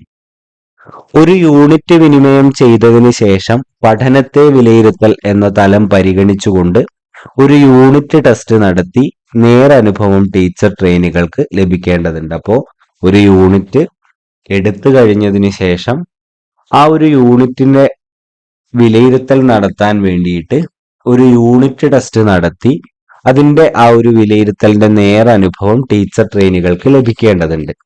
യൂണിറ്റ് ടെസ്റ്റ് തയ്യാറാക്കുന്നതിന്റെ വിവിധ ഘട്ടങ്ങൾ എന്തൊക്കെയാണ് എന്നുള്ളത് നമുക്കൊന്ന് നോക്കാം. അതാണ് അടുത്തതായിട്ട് പറയുന്നത്. യൂണിറ്റ് ടെസ്റ്റ് നടത്തുന്ന യൂണിറ്റിലെ ഏതൊക്കെ പഠന നേട്ടങ്ങളാണ് വിലയിരുത്തലിന് വിധേയമാക്കുന്നതെന്ന് മുൻകൂട്ടി തീരുമാനിക്കണം. അപ്പൊ നമ്മൾ യൂണിറ്റ് ടെസ്റ്റ് നടത്തുന്ന ഒരു യൂണിറ്റിൽ ഒരുപാട് പഠന നേട്ടങ്ങളുണ്ട്. ഈ പഠന നേട്ടങ്ങളിൽ ഏതൊക്കെ പഠന നേട്ടങ്ങളാണ് വിലയിരുത്തലിന് വിധേയമാക്കുന്നതെന്ന് നമ്മൾ മുൻകൂട്ടി തീരുമാനിക്കണം. എല്ലാ പഠന നേട്ടങ്ങളും കുട്ടി നേടിയിട്ടുണ്ടോ എന്ന് വിലയിരുത്തുന്നത് വളരെ നല്ലതാണെങ്കിലും അവ പലപ്പോഴും അപ്രായോഗികമായിരിക്കുമല്ലോ. അപ്പോൾ എല്ലാ പഠന നേട്ടങ്ങളും കുട്ടി നേടിയിട്ടുണ്ടോ എന്ന് വേണമെങ്കിൽ നമുക്ക് പരിശോധിക്കാം. പക്ഷേ അത് അപ്രായോഗികമായിട്ടുള്ള ഒരു കാര്യമായതുകൊണ്ടാണ് ഇതുപോലെ നമ്മൾ താഴെ പറയുന്ന ഇങ്ങനെ നിശ്ചിതമായിട്ടുള്ള പഠന നേട്ടങ്ങൾ മാത്രം സെലക്ട് ചെയ്യുന്നത്. താഴെ പറയുന്ന ഫോർമാറ്റ് നമുക്ക് ഇതിനായിട്ട് ഉപയോഗിക്കാം. താഴെ പറയുന്ന ഫോർമാറ്റ് നോക്കാം. പഠന നേട്ടങ്ങളുടെ ആപേക്ഷിക പ്രാധാന്യം എന്ന രീതിയിൽ നമ്മൾ അതിന് ഹെഡിങ് കൊടുക്കുക. ഓരോ പഠന നേട്ടങ്ങളുടെ ക്രമ നമ്പർ എഴുതുക. ഈ പഠന നേട്ടങ്ങൾക്ക് ഇത്ര ഗ്രേഡ് പോയിന്റ്, അതിൽ ഇത്ര ശതമാനമാണ് അതിന്റെ മാർക്ക് കൊടുത്തിരിക്കുന്നത്. രണ്ടാമത്തെ പഠന നേട്ടത്തിന് ഇത്ര, അതിനുള്ള ഗ്രേഡ് പോയിന്റ് അത് ഇത്ര ശതമാനമാണ് എന്ന രീതിയിൽ നമുക്ക് പട്ടിക തയ്യാറാക്കാവുന്നതാണ്. ഇനി രണ്ടാമത്തെ ഘട്ടമാണ് ആശയ സ്വാംശീകരണ പ്രയോഗത്തിലും പഠിതാക്കളുടെ നിലവാരം വിലയിരുത്തേണ്ടതുണ്ട്. അപ്പൊ നമ്മൾ ഓരോ പഠന നേട്ടങ്ങളിലൂടെയും വ്യത്യസ്ത തലത്തിലുള്ള ആശയങ്ങൾ കുട്ടികളെ പഠിപ്പിക്കുന്നുണ്ട്. അപ്പൊ ഈ ആശയ സ്വാംശീകരണവും ഈ ആശയം കുട്ടികൾ ഏത് തരത്തിൽ പ്രയോഗിക്കുന്നു തുടങ്ങിയ കാര്യങ്ങളൊക്കെ തന്നെ നമുക്ക് എന്ത് ചെയ്യേണ്ട വിലയിരുത്തേണ്ടതുണ്ട്. കേവലമായ ആശയസ്വീകരണം കൊണ്ട് പ്രയോജനമില്ല. അപ്പൊ വെറുതെ കേവലമായിട്ട് എന്തില്ല, ഈ ആശയ സ്വാംശീകരണം നടത്തിയാൽ മാത്രം അതിനൊരു പ്രയോജനമില്ല. പ്രയോഗതലത്തിലേക്കുള്ള കഴിവ് ആർജിക്കുമ്പോഴാണ് പഠനം സാർത്ഥമാകുന്നത്. അപ്പോ പ്രയോജന തലത്തിലേക്ക് ഈ ഒരു കുട്ടിയുടെ ആശയ സ്വാംശീകരണം മാറിയിട്ടുണ്ടെങ്കിൽ മാത്രമേ അത് നമുക്ക് എന്ത് ചെയ്യാൻ പറ്റൂ, അതൊരു പഠനം നല്ല രീതിയിൽ നടന്നു എന്ന് നമുക്ക് ഉറപ്പിക്കാൻ വേണ്ടിയിട്ട് പറ്റും. അതിനാൽ ആശയ സ്വാംശീകരണത്തിനും ആശയ പ്രയോഗത്തിനും എന്തുമാത്രം പ്രാധാന്യം നൽകണമെന്ന് നിശ്ചയിക്കേണ്ടതുണ്ട്. അപ്പൊ ആശയ സ്വാംശീകരണത്തിന് വേണ്ടിയിട്ട് ഈ തരത്തിലുള്ള ഇത്ര പോയിന്റുകളും ആശയ പ്രയോഗത്തിന് ഇത്ര പോയിന്റ് എന്ന രീതിയിലും നമുക്ക് എന്ത് ചെയ്യണം, നമുക്ക് ഈ ഒരു പോയിന്റുകൾ തരംതിരിക്കാൻ കഴിയേണ്ടതുണ്ട്. ഈ ചിന്താശേഷികൾക്ക് യഥാക്രമം 60%, 40% എന്ന രീതിയിലുള്ള പ്രാധാന്യം നൽകാമെന്ന് പറഞ്ഞിട്ടുണ്ട്. ഇനി ഈ താഴെ കൊടുത്തിരിക്കുന്ന ഫോർമാറ്റ് എന്ത് ചെയ്യാം, ഇതിനായിട്ട് ഉപയോഗിക്കാം. ചിന്താശേഷികൾക്കുള്ള ആപേക്ഷിക പ്രാധാന്യം, ആശയ സ്വാംശീകരണത്തിന് ഇത്ര ഗ്രേഡ് പോയിന്റ് ഉണ്ട്, അത് പരീക്ഷയുടെ ഇത്ര ശതമാനമാണ്. ആശയപ്രയോഗത്തിന് ഇത്ര ഗ്രേഡ് പോയിന്റ് ഉണ്ട്, അത് ഇത്ര ശതമാനമാണ് എന്ന രീതിയിൽ നമുക്ക് ഉപയോഗപ്പെടുത്താം. ഇനി മൂന്നാമത്തെ ഘട്ടമാണ് യൂണിറ്റ് ടെസ്റ്റിൽ വിവിധ തരത്തിലുള്ള ചോദ്യങ്ങൾ ഉൾപ്പെടുത്തേണ്ടതുണ്ട്. അപ്പോൾ ഒരു യൂണിറ്റ് ടെസ്റ്റിൽ നമ്മൾ എന്ത് ചെയ്യണം, വിവിധ തരത്തിലുള്ള ചോദ്യങ്ങൾ ഉൾപ്പെടുത്തണം. ഏതൊക്കെ തരത്തിലുള്ള ചോദ്യങ്ങളാണ് ഉൾപ്പെടുത്തേണ്ടത് എന്ന് നമ്മൾ തീരുമാനിക്കണം. അപ്പൊ ഏതൊക്കെ തരത്തിലുള്ള ചോദ്യങ്ങൾ ഈ ഒരു പരീക്ഷയ്ക്ക് ഉൾപ്പെടുത്താം എന്നുള്ളത് നമ്മൾ നോക്കണം. വസ്തുനിഷ്ഠ ചോദ്യങ്ങൾ, ഹ്രസ്വോത്തര ചോദ്യങ്ങൾ, ദീർഘോത്തര ചോദ്യങ്ങൾ എന്നിവയാണ് പൊതുവെ ഉൾപ്പെടുത്തുന്നത്. അപ്പോൾ ഒബ്ജക്റ്റീവ് ടൈപ്പ് ചോദിക്കാറുണ്ട്, ഷോർട്ട് ആൻസർ ചോദിക്കാറുണ്ട്, ലോങ് ആൻസർ ചോദിക്കാറുണ്ട്. ഇവയ്ക്കുള്ള ആപേക്ഷിക പ്രാധാന്യം നമ്മൾ എന്ത് ചെയ്യണം, മുൻകൂട്ടി നിശ്ചയിക്കണം.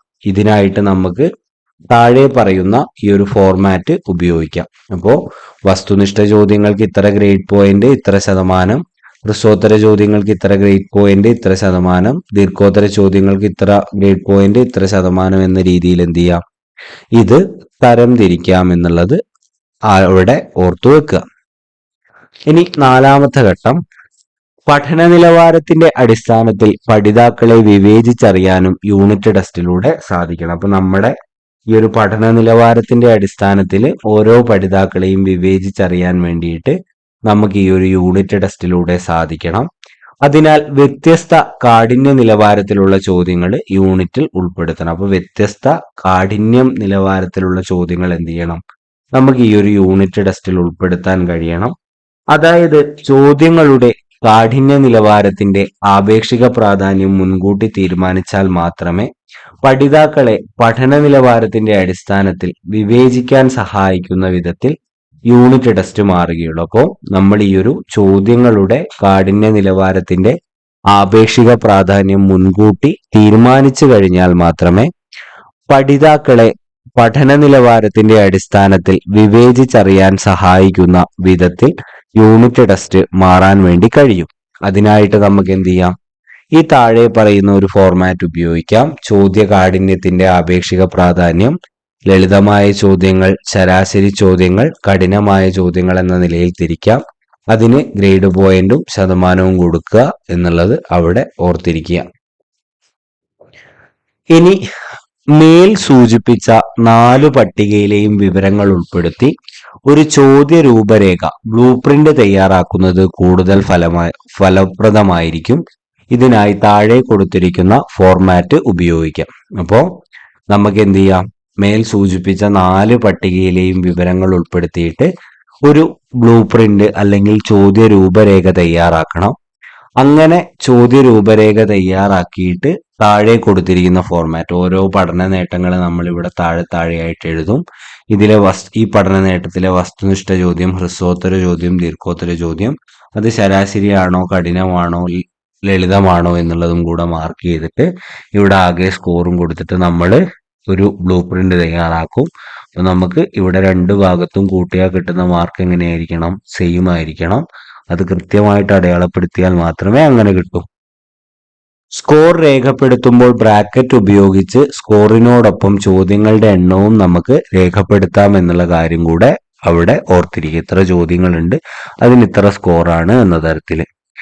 മേൽ കൊടുത്തിട്ടുള്ള വിവരങ്ങൾ ഉപയോഗിച്ച് ചോദ്യങ്ങൾ തയ്യാറാക്കലാണ് അടുത്ത ഘട്ടം. അപ്പൊ നമ്മൾ ചെയ്യേണ്ടത് ഇത്രയും കാര്യങ്ങൾ നമ്മൾ കൃത്യമായിട്ട് എഴുതിയിട്ടാണ് നമ്മൾ എന്ത് ചെയ്യേണ്ടത്, ക്വസ്റ്റ്യൻ പേപ്പർ തയ്യാറാക്കേണ്ടത്. അപ്പൊ ക്വസ്റ്റ്യൻ പേപ്പർ തയ്യാറാക്കുന്നതിന് മുമ്പുള്ള ഘട്ടങ്ങളെ കുറിച്ചാണ് നിലവിൽ ഇവിടെ സംസാരിച്ചിട്ടുള്ളത്.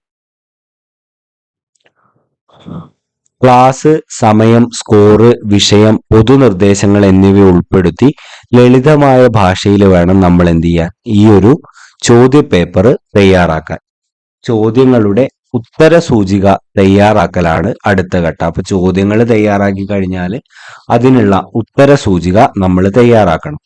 സ്കോറിന്റെ വിതരണം കൂടി സൂചിപ്പിച്ചാൽ മാത്രമേ ഉത്തര കടലാസുകൾ കൃത്യമായി വിലയിരുത്താൻ സാധിക്കൂ. അപ്പൊ നമ്മൾ ഈ ഒരു സ്കോറിന്റെ വിതരണം കൂടി കൃത്യമായിട്ട് സൂചിപ്പിച്ചു കഴിഞ്ഞാൽ മാത്രമേ എന്ത് ചെയ്യാൻ പറ്റൂ, ഈ ഒരു ഉത്തര കടലാസുകൾ കൃത്യമായിട്ട് നമുക്ക് വിലയിരുത്താൻ സാധിക്കുകയുള്ളൂ. ചോദ്യ വിശകലന രേഖ തയ്യാറാക്കുന്നത് ചോദ്യത്തെക്കുറിച്ചുള്ള സമഗ്ര ധാരണയുണ്ടാക്കാൻ ഏറെ സഹായിക്കുന്നു. അപ്പോൾ ഓരോ ചോദ്യത്തിന്റെയും ഒരു വിശകലന രേഖ തയ്യാറാക്കുന്നത് ചോദ്യത്തെക്കുറിച്ചുള്ള സമഗ്ര ധാരണ ഉണ്ടാവാൻ ഏറെ സഹായിക്കുന്നുണ്ട്.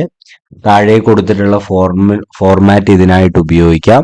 ഇതിൽ പറയുന്നത് ചോദ്യ വിശകലന, ചോദ്യ നമ്പർ 1 പഠന നേട്ടം ഏതാ, അതിന്റെ ചിന്താശേഷി എങ്ങനെയാണ്, ചോദ്യ മാതൃക, ചോദ്യ കാഠിന്യത്തിന്റെ നിലവാരം, നൽകിയ സ്കോർ, അതിനു വേണ്ട സമയം എന്നിങ്ങനെയായിട്ട് നമുക്ക് തിരിച്ച് അങ്ങനെ ചോദ്യ വിശകലന രേഖ കൂടി തയ്യാറാക്കണം എന്നുള്ളതും അവിടെ പ്രധാനപ്പെട്ട ഒരു കാര്യമാണ്. യൂണിറ്റ് ടെസ്റ്റ് നടത്തിയതിനു ശേഷം ഉത്തര സൂചിക ഉപയോഗിച്ച് ഉത്തര കടലാസുകൾ വിലയിരുത്തണം. അപ്പോൾ നമ്മൾ യൂണിറ്റ് ടെസ്റ്റ് നടത്തിയതിനു ശേഷം എന്ത് ചെയ്യണം, ഉത്തര സൂചിക ഉപയോഗിച്ച് നമ്മൾ ഉത്തര കടലാസ് വിലയിരുത്തണം. ഓരോ വിലയിരുത്തൽ പ്രവർത്തനത്തിനും ലഭിച്ച സ്കോർ നൽകി ഗ്രേഡ് കാണിക്കണം. അപ്പൊ നമുക്ക് ഓരോ വിലയിരുത്തൽ പ്രവർത്തനത്തിനും ലഭിച്ചിട്ടുള്ള സ്കോർ നൽകിയിട്ട് എന്ത് ചെയ്യണം, നമ്മൾ ഗ്രേഡ് കാണിക്കണം. ഓരോ കുട്ടിക്കും ലഭിച്ച സ്കോറും ഗ്രേഡും കാണിക്കുന്ന പട്ടിക തയ്യാറാക്കിയാൽ പഠിതാക്കളെയും ചോദ്യത്തെയും വിശകലനം ചെയ്യാൻ സാധിക്കും. അപ്പോൾ ഓരോ കുട്ടിക്കും ലഭിച്ചിട്ടുള്ള സ്കോറും ഗ്രേഡും കാണിക്കുന്ന പട്ടിക നമ്മൾ തയ്യാറാക്കിയിട്ടുണ്ടെങ്കിൽ പഠിതാക്കളെയും ചോദ്യത്തെയും വിശകലനം ചെയ്യാൻ നമുക്ക് സാധിക്കും. ഇതിനായി താഴെ കൊടുത്ത ഫോർമാറ്റ് നമുക്ക് എന്ത് ചെയ്യാം, പ്രയോജനപ്പെടുത്താം. ക്രമ നമ്പർ, കുട്ടിയുടെ പേര്, ആ കുട്ടിക്ക് ലഭിച്ചിട്ടുള്ള വിലയിരുത്തൽ പ്രവർത്തനങ്ങൾക്ക് ഓരോന്നിനും ലഭിച്ചിട്ടുള്ള സ്കോർ, ആകെ സ്കോർ, ഓവറോൾ ഗ്രേഡ് എന്ന തലത്തിൽ നമുക്ക് സ്കോറും ഗ്രേഡും കാണിക്കുന്ന പട്ടിക കൂടി തയ്യാറാക്കാം. മേൽക്കൊടുത്ത പട്ടികയിലെ വിവരങ്ങൾ രേഖപ്പെടുത്തിയാൽ ഓരോ കുട്ടിയെക്കുറിച്ചും സൂക്ഷ്മതലത്തിലുള്ള വിലയിരുത്തൽ നമുക്ക് നടത്താവുന്നതാണ്. അപ്പൊ ഈ മേൽക്കൊടുത്ത പട്ടിക നമ്മൾ അതിൽ കാര്യങ്ങളൊക്കെ രേഖപ്പെടുത്തി കഴിഞ്ഞാൽ സൂക്ഷ്മതലത്തിലുള്ള വിലയിരുത്തൽ കുട്ടിയിൽ നമുക്ക് നടത്താവുന്നതാണ്. ഏതൊക്കെ പഠന നേട്ടങ്ങളിലാണ് ഓരോ കുട്ടിയും കൈവരിച്ചിട്ടുള്ളത് എന്നും കൈവരിക്കാത്തവർ ആരൊക്കെയാണെന്നും നമുക്ക് കണ്ടെത്താം. കൂടാതെ ചോദ്യത്തെക്കുറിച്ചുള്ള ചില നിഗമനങ്ങളും നമുക്ക് കണ്ടെത്താൻ വേണ്ടിയിട്ട് കഴിയും. അതിന്റെ അടിസ്ഥാനത്തിൽ തുടർ പ്രവർത്തനങ്ങൾ ടീച്ചർ നടത്തുമ്പോഴാണ് യൂണിറ്റ് ടെസ്റ്റ് അതിന്റെ അന്തിമമായിട്ടുള്ള ലക്ഷ്യം കൈവരിക്കുന്നത് എന്നുള്ളത് കൂടെ നമ്മൾ അവിടെ കൃത്യമായിട്ട് ഓർത്തിരിക്കുക. ഇനി ഒരു മൂല്യനിർണയ ടൂള് ശ്രദ്ധിക്കാൻ വേണ്ടി പറഞ്ഞിട്ടുണ്ട്, നമുക്ക് അതൊന്ന് നോക്കി പോവാം. നാട്ടിലെ ഒരു കുട്ടിക്കൂട്ടം അവധിക്കാലത്ത് 3 സ്ഥലങ്ങളിലായി 3 കടകൾ തുറന്നു. ഓരോ കടയിലെയും 1 മാസത്തെ വരുമാനമാണ് ചുവടെ കൊടുത്തിരിക്കുന്നത്. എന്നിട്ട് തിലകം സ്റ്റോർ, പുഞ്ചിരി സ്റ്റോർ, അതിൽ കിട്ടിയിരിക്കുന്ന പൈസ നോക്കിയിട്ടുണ്ട്. പിന്നെ ഓരോ കടയിലെയും മാസവരുമാനം എത്ര എന്നുള്ളത് ആദ്യം ചോദിച്ചിട്ടുണ്ട്. അപ്പൊ നമ്മൾ ഇതെഴുതും. പിന്നെ ഏറ്റവും കൂടുതൽ വരുമാനമുള്ള കട ഏതാണ്, എത്ര രൂപയാണെന്ന് ചോദിച്ചിട്ടുണ്ട്. പിന്നെ 10,000 രൂപയിൽ കുറവ് വരുമാനമുള്ളത് എത്ര, 10,000 ആകാൻ എത്ര കൂടി വേണം തുടങ്ങിയ കാര്യങ്ങളൊക്കെ നമ്മൾ എന്ത് ചെയ്തിട്ടുണ്ട്, അവിടെ ചോദിച്ചിട്ടുണ്ട്. ഈ ടൂളിനോടൊപ്പം അധ്യാപികയ്ക്ക് നൽകിയ ഗ്രേഡിംഗ് ടൂള് താഴെ കൊടുക്കുന്നുണ്ട്. ഓരോ ചോദ്യത്തിനും പോയിന്റ് കണക്കാക്കി ഗ്രേഡ് നൽകണമെന്ന് പറഞ്ഞിട്ടുണ്ട്. എല്ലാ ചോദ്യങ്ങൾക്കും സ്കോർ പരിഗണിച്ച് ശതമാന പട്ടിക ഉപയോഗിച്ച് ഓവറോൾ ഗ്രേഡ് നൽകണം എന്നുകൂടെ പറഞ്ഞിട്ടുണ്ട്. ഇനി ഇവിടെ ഗ്രേഡ് സൂചകങ്ങൾ നമ്മൾ നോക്കാം. അപ്രവർത്തനം എന്ന് പറയുന്നത് കുട്ടിക്കൂട്ടമാണ്. ഇതിന്റെ പഠന നേട്ടം 1000ന്റെയും 100ന്റെയും 10ന്റെയും 1ന്റെയും കൂട്ടങ്ങൾ ചേർന്ന് അഞ്ചക്ക സംഖ്യകൾ രൂപീകരിക്കുന്നു എന്നുള്ളതാണ്. പിന്നെ അഞ്ചക്ക സംഖ്യകൾ ചെറുതോ വലുതോ കണ്ടെത്തുന്ന രീതി വിശദീകരിക്കുന്നു. വ്യവകലന ക്രിയകൾ ഉൾപ്പെടുത്തുന്ന പ്രായോഗിക പ്രശ്നങ്ങൾ പരിഹരിക്കുന്നു എന്നിവയാണ്. അപ്പൊ ഇതിന് സ്കോർ നൽകാനുള്ള സൂചകങ്ങൾ എന്ന് പറയുന്നത് നാലക്ക അല്ലെങ്കിൽ അഞ്ചക്ക സംഖ്യ രൂപീകരിച്ചിട്ടുണ്ട്. ഓരോ കടയിലെയും മാസവരുമാനം കണ്ടെത്തിയിട്ടുണ്ടെങ്കിൽ അതിന് 3 സ്കോർ നൽകാം. ഏറ്റവും വലിയ തുക കണ്ടെത്തിയിട്ടുണ്ട്, അതിന് 1 സ്കോർ നൽകാം. 10,000-ത്തേക്കാൾ ചെറിയ സംഖ്യ കണ്ടെത്തിയിട്ടുണ്ട്, അതേപോലെ ഉചിതമായ ക്രിയ തിരഞ്ഞെടുത്തിട്ടുണ്ട്. 10,000 ആകാൻ വേണ്ടി 279 രൂപ കൂടി വേണമെന്ന് കണ്ടെത്തിയിട്ടുണ്ടെങ്കിൽ നമുക്ക് എന്ത് ചെയ്യാം, അതിനായിട്ട് 1 സ്കോർ നൽകാം എന്നുള്ളത് അവിടെ തിരിച്ചറിയാം. ബ്ലൂ പ്രിന്റിന്റെ അടിസ്ഥാനത്തിൽ തയ്യാറാക്കിയിട്ടുള്ള മൂല്യനിർണ്ണയ ടൂള്, ഗ്രേഡിംഗ് സൂചകങ്ങൾ എന്നിവ വിശകലനം ചെയ്ത് നമ്മളോടൊരു കുറിപ്പ് തയ്യാറാക്കാൻ വേണ്ടി പറഞ്ഞിട്ടുണ്ട്. പിന്നെ ഇന്റേൺഷിപ്പുമായിട്ട് ബന്ധപ്പെട്ടിട്ട് ഒരു പ്രവർത്തനം ചെയ്യാൻ കൂടി അവിടെ പറഞ്ഞിട്ടുണ്ട്. ക്ലാസ് നിരീക്ഷണ രേഖയും വിശകലന രേഖയും കുറിച്ചുള്ള കാര്യങ്ങൾ കൂടെ പറഞ്ഞു കഴിഞ്ഞാൽ ഈ ഒരു ചാപ്റ്റർ കഴിഞ്ഞു. നമുക്കത് നോക്കി പോവാം. മുൻകൂട്ടി തയ്യാറാക്കിയ നിരീക്ഷണ പത്രിക ഉപയോഗിച്ച് ക്ലാസുകൾ നിരീക്ഷിക്കുന്നത് ക്ലാസ് വിലയിരുത്തൽ കൂടുതൽ ഫലപ്രദമാക്കാൻ സഹായിക്കും. അപ്പൊ നമ്മൾ മുൻകൂട്ടി തയ്യാറാക്കിയിട്ടുള്ള ഒരു നിരീക്ഷണ പത്രിക, ഒരു ഒബ്സർവേഷൻ ഷെഡ്യൂള് ഉപയോഗിച്ച് നമ്മൾ ക്ലാസ് നിരീക്ഷിക്കുന്നത് നമ്മുടെ ആ ഒരു ക്ലാസ് വിലയിരുത്താൻ കൂടുതൽ ഫലപ്രദമാക്കാൻ സഹായിക്കും. തത്സമയം നിരീക്ഷിച്ച് ദൃക്സാക്ഷി വിവരണ രൂപത്തിലും തയ്യാറാക്കാം. അപ്പൊ തന്നെ നിരീക്ഷിച്ച് നമുക്കൊരു ദൃക്സാക്ഷി വിവരണ രൂപത്തിലും ഈ ഒരു ക്ലാസ് നിരീക്ഷണ രേഖ തയ്യാറാക്കാം. അതിൽ അപ്പോൾ തോന്നുന്ന നിരീക്ഷണങ്ങളും നമ്മൾ കുറിച്ചു വെക്കണം. ഈ നിരീക്ഷണ രേഖ വിശകലനം ചെയ്തിട്ടാണ് നമ്മൾ ഈ ഒരു വിശകലന രേഖ തയ്യാറാക്കുന്നത്. വിശകലന മേഖല, വിശകലന ചോദ്യങ്ങൾ, നിരീക്ഷിച്ച കാര്യങ്ങൾ, നിർദ്ദേശങ്ങൾ എന്നിങ്ങനെയുള്ള 3 കോളങ്ങൾ വിശകലന രേഖയുടെ ഫോർമാറ്റിൽ ഉൾപ്പെടുത്താം. അപ്പൊ വിശകലന രേഖയുടെ ഫോർമാറ്റിൽ വിശകലന മേഖല, പിന്നെ വിശകലന ചോദ്യങ്ങള്, നമ്മൾ നിരീക്ഷിച്ച കാര്യങ്ങൾ, നിർദ്ദേശങ്ങൾ എന്നിങ്ങനെയുള്ള 3 കോളങ്ങൾ ഒരു വിശകലന രേഖയുടെ ഫോർമാറ്റിൽ നമുക്ക് ഉൾപ്പെടുത്താൻ വേണ്ടിയിട്ട് കഴിയും. ഇത്രയും കാര്യങ്ങളാണ് ഈ ഒരു യൂണിറ്റിൽ പ്രധാനമായിട്ട് പറയുന്നത്. അപ്പൊ ഈ പേപ്പർ 305 മാത്തമാറ്റിക്സിലെ എല്ലാ ചാപ്റ്ററുകളും നമ്മൾ ഈ ഒരു വീഡിയോയുടെ ഫിനിഷ് ചെയ്തിരിക്കുകയാണ്. അപ്പൊ അടുത്തതായിട്ട് ഏത് ക്ലാസ് വേണം എന്നുള്ളത് നിങ്ങൾക്ക് കമന്റ് ചെയ്യാവുന്നതാണ്. അങ്ങനെ കമന്റ് ബോക്സിൽ നിങ്ങളുടെ ആവശ്യം വന്നിട്ടുണ്ടെങ്കിൽ ആ വിഷയങ്ങൾ ആദ്യം എടുക്കുന്നതായിരിക്കും. അല്ലെങ്കിൽ ഞാൻ തന്നെ ഏതെങ്കിലും ഒരു അടുത്ത പേപ്പർ സെലക്ട് ചെയ്ത് ക്ലാസ് എടുക്കുന്നതായിരിക്കും. വീഡിയോ നിങ്ങൾക്ക് ഇഷ്ടമാവുന്നുണ്ട്, നിങ്ങൾക്ക് ഉപകാരപ്പെടുന്നുണ്ട് എന്ന് തോന്നിയിട്ടുണ്ടെങ്കിൽ വീഡിയോ ലൈക്ക് ചെയ്യുക, ചാനൽ സബ്സ്ക്രൈബ് ചെയ്യുന്ന കാര്യം പരിഗണിക്കുക. നിങ്ങളുടെ നല്ല അഭിപ്രായങ്ങളും അതേപോലെ തന്നെ ക്ലാസ്സുകളിൽ ഏതെങ്കിലും തരത്തിലുള്ള മാറ്റങ്ങൾ വരുത്തണമെങ്കിൽ അത്തരത്തിലുള്ള അഭിപ്രായങ്ങൾ കൂടി കമന്റ് ബോക്സിൽ പറയുക. അത് എനിക്ക് മുമ്പോട്ടുള്ള ജേർണിയിൽ ഒരു സപ്പോർട്ടായിരിക്കും. അടുത്ത ഒരു വീഡിയോവുമായിട്ട് വരുന്നത് വരെ thank you and have A nice day.